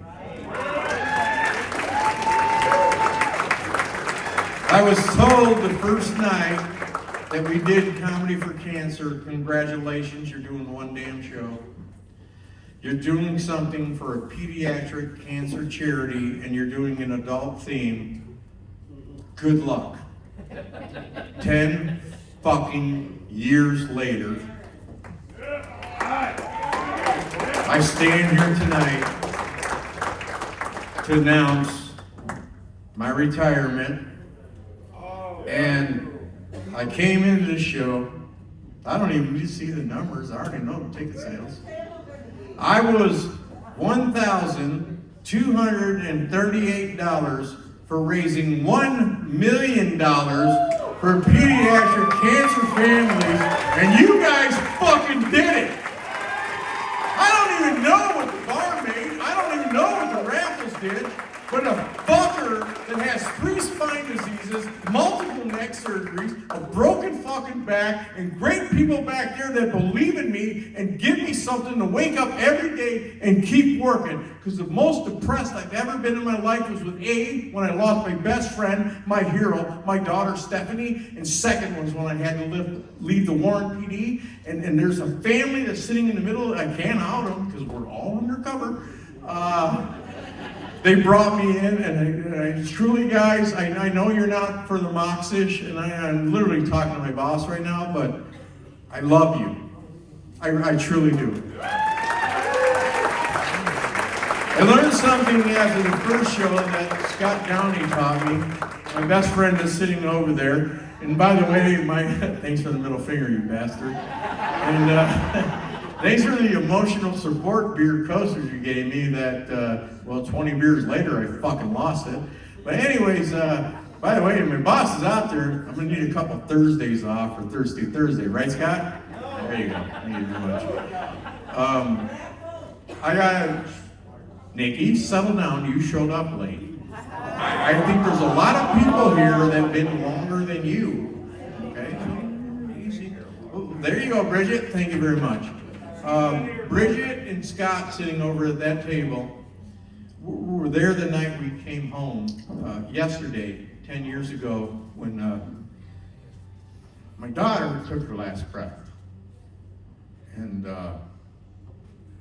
I've never felt so much emptiness and loneliness since that day. My brother-in-law Jason came up here and talked to you about mental health awareness. And I've had 4 friends that have committed suicide. But I'm going to tell you this, when my daughter died, I didn't think about it, because I'm not a selfish bastard. I walked out on stage, and I did a damn show, and I started raising money for 2 kids. And then it just kept rolling and rolling and rolling. And by the way, since we're at that point, Luke, Noah, please stand up. These are 2 of the 20% survivors in 10 years of running a mission of love in Comedy for Cancer that are still with us, and they wanted to be here on my last damn show, and that means the world to me because you're the biggest hero that I've ever met. Thank you so much. I appreciate you. I love you guys. we go. Now, I've had a lot of people talk to me and say that, you know, do you think you want to do this? April 20th of 2024, I ran in with the great Mike Orlando that runs this hall.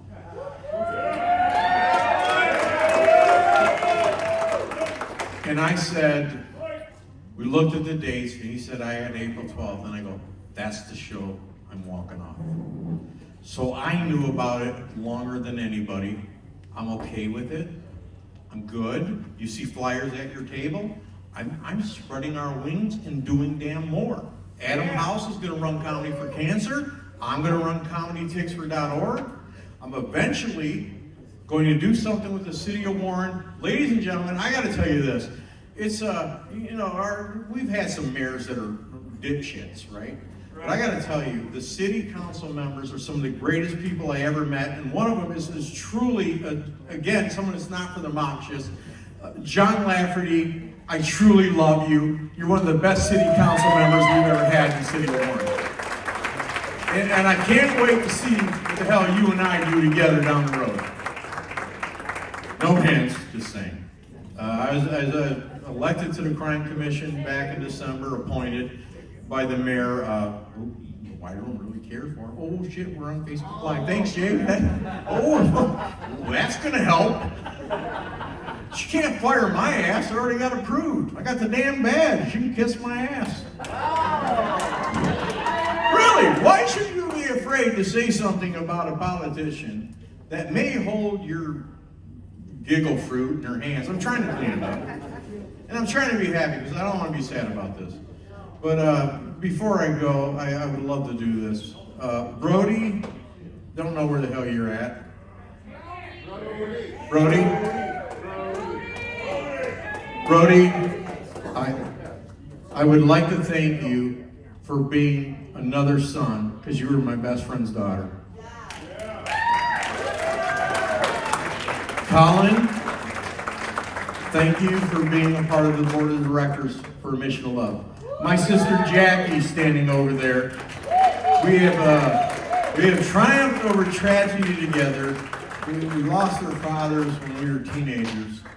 And she's not only a nurse, she teaches nursing at the University of Detroit Mercy, and she's changing lives. And Jackie, I don't know if I say this enough, but I love you, I respect you. Don and Heather Burchett, I love you guys like family. It's crazy that we moved into the houses that your family built in 2009 when we bought when the housing market crashed. Right in front of me is Jamie Cox, professional wrestler. You couldn't ask for a better friend.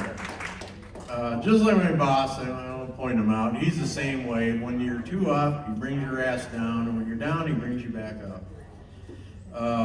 Robert, everybody out there, the board of directors for Mission of Love, none of this has been possible for 10 years if it wasn't for you. I'm just the idiot that stands on the stage, builds the website, does the ticket account, no, I'm just kidding. Does all the interviews, and I've never talked about myself in 10 years, and fuck it, I just broke that rule, I'm doing it now, I guess. This is where you try not to cry. John Anthony Marshall. I hope your dad hasn't been a burden on you the last 10 years of carrying this weight. To my wife, Valerie, I hope I haven't done the same to you. But I got to tell you, this journey has been a lot easier with them helping to lift the weight.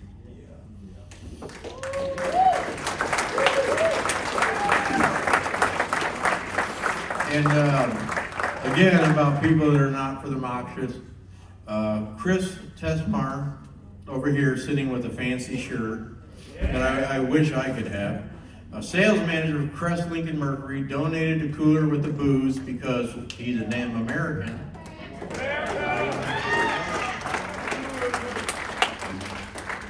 This is part of the show where I cry.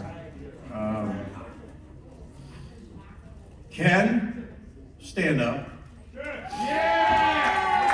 The most popular things at our show are the damn dog dishes, and that man builds them.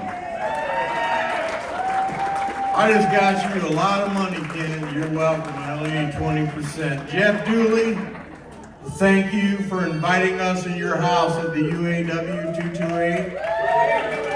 And again, none of this is possible if it isn't for the great Mike Orlando,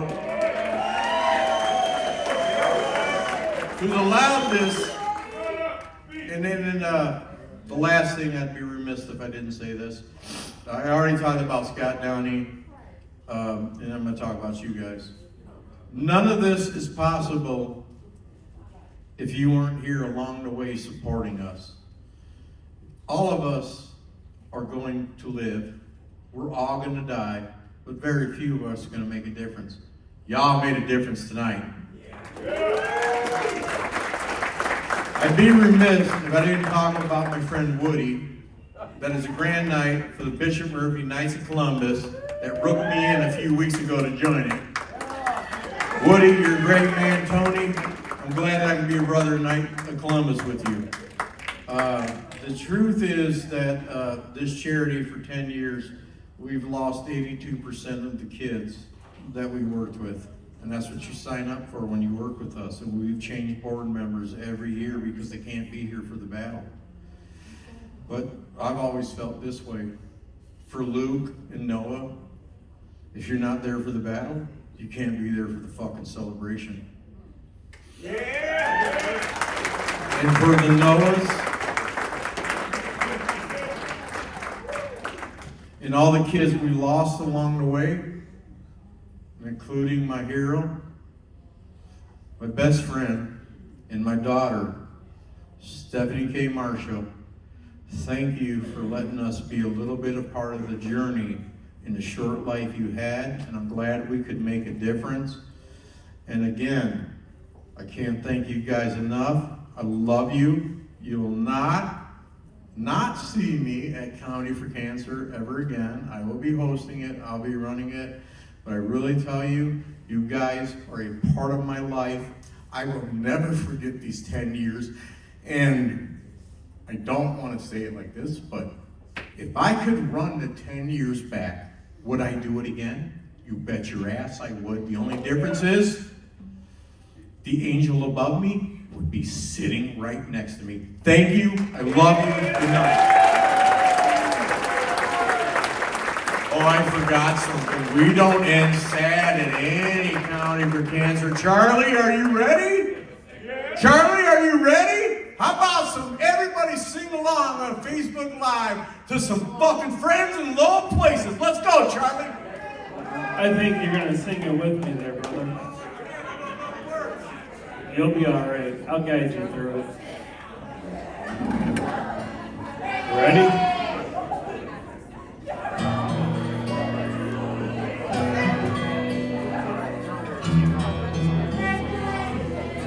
Blame it all on my roots.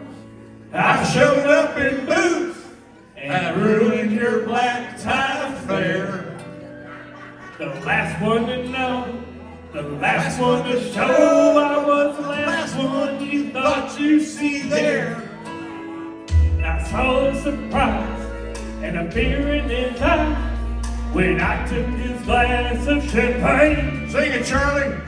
And I toasted you, said, honey, we may be true, but you'll never hear me complain. 'Cause I got friends in low places where the whiskey drowns and the beer chases my blues away. And I'll be okay. Hell, I'm not big on social graces. Charlie, no way to go down to the Oasis, no. where they at? There it is.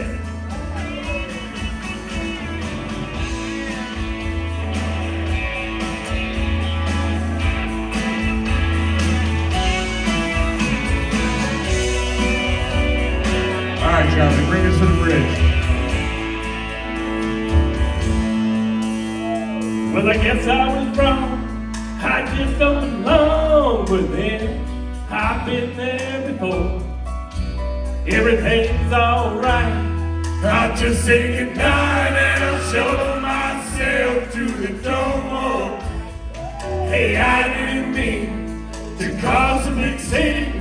Just give me an hour and then, well, I'll be as high as that ivory tower that you'll never know. 'Cause I got friends in all places where the whiskey drowns and the beer chases my blues away. And I'll be okay. Hell, I got big on social graces, but I slip on down to the old ways. So I got friends. Where they at? Old places. You got it, you know it. I've got friends in low places where the whiskey drowns and the beer chases my blues away. And I'll be okay. Hell, I got big on social graces, then I slip on down to the old races. So I got friends. Where they at? In low places. Yeah. Well, I got friends in low places. You know that third verse? Well, I guess I was wrong. I just don't belong. But then I've been there before. Everything's alright. I'll just say goodnight and I'll show myself through the door. Hey, I didn't mean to cause a big scene. Just wait till I finish this last. And sooner or later I'll get back to that bar. And y'all can kiss my ass. So I got friends in long places where the whiskey drowns and the beer chases my blues away. Oh yeah, and I'll be okay. Come on, back to the room, let's go. Hell, I got big on social graces. If I slip on down to what we know, so I got friends. Come on, man, boy. In low places, yeah, my man. One more time. I got friends in low places. I can hear you. I can't hear you. Chair slip, and I'll be okay. Hell, I'm not big on social graces. Think I slip on down to the old places. So I got friends. Hold it. Low places. I got friends in low places where the whiskey drowns and beer chases my blues away.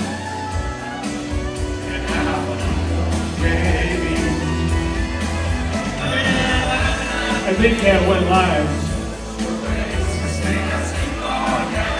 To the other where they at? Yeah. Well, I got friends in the low places. Thank you very much. Thank you. Good job, man, bud. And yo, holding the table up. That was my shit. Nice work, you guys. Nice fucking work.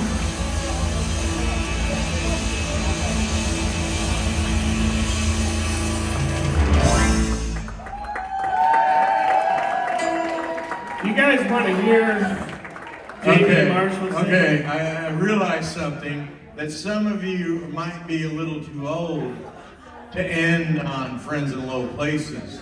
So we're going to do a song that's more appropriate, and I'm going to lead this one. It's called Sweet Caroline. So here's what I'm going to need.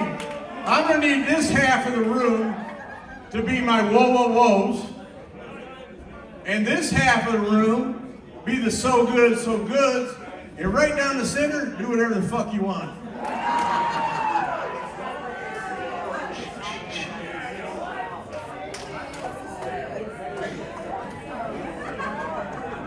You ready for this?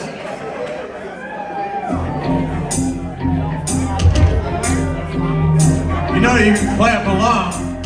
Now it's a rumor on the street, white people don't have rhythm. You ready? Here we go. Where it began, I can't begin to know it, but then I know it's growing strong. Was in the spring, and spring became the summer. Who'd have believed you'd all come along?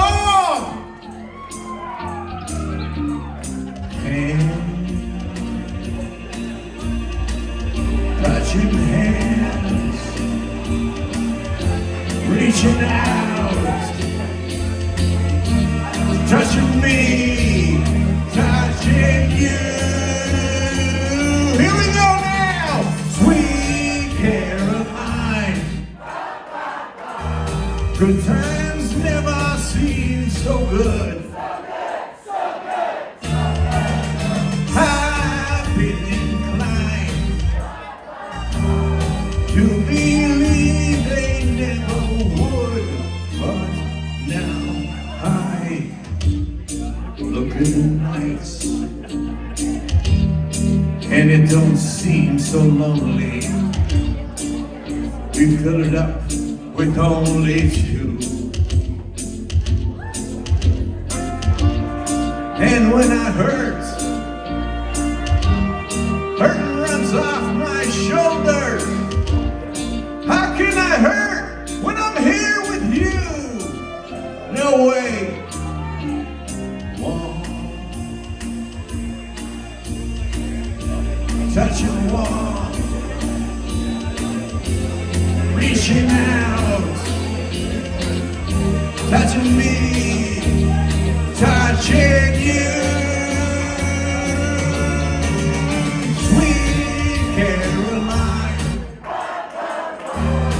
The times never seem so good. I've been inclined to believe they never would. Oh, no, we're coming up to the last chorus. All right, I'm gonna need to hear you.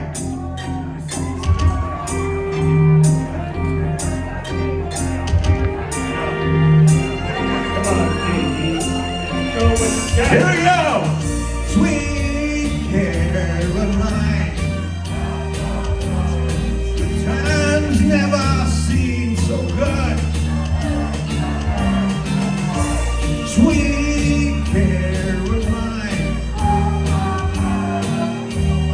I believe they never could. Sweet Caroline. Times never seem so good. Don't ruin my moment. Sweet Caroline, I wouldn't leave they never could. No. Thank you for the last 10 years. You've been amazing. I love you. And the new host is going to kick so much ass. It's going to be crazy. Moving on. Thank you. I love you guys. Thank you so much.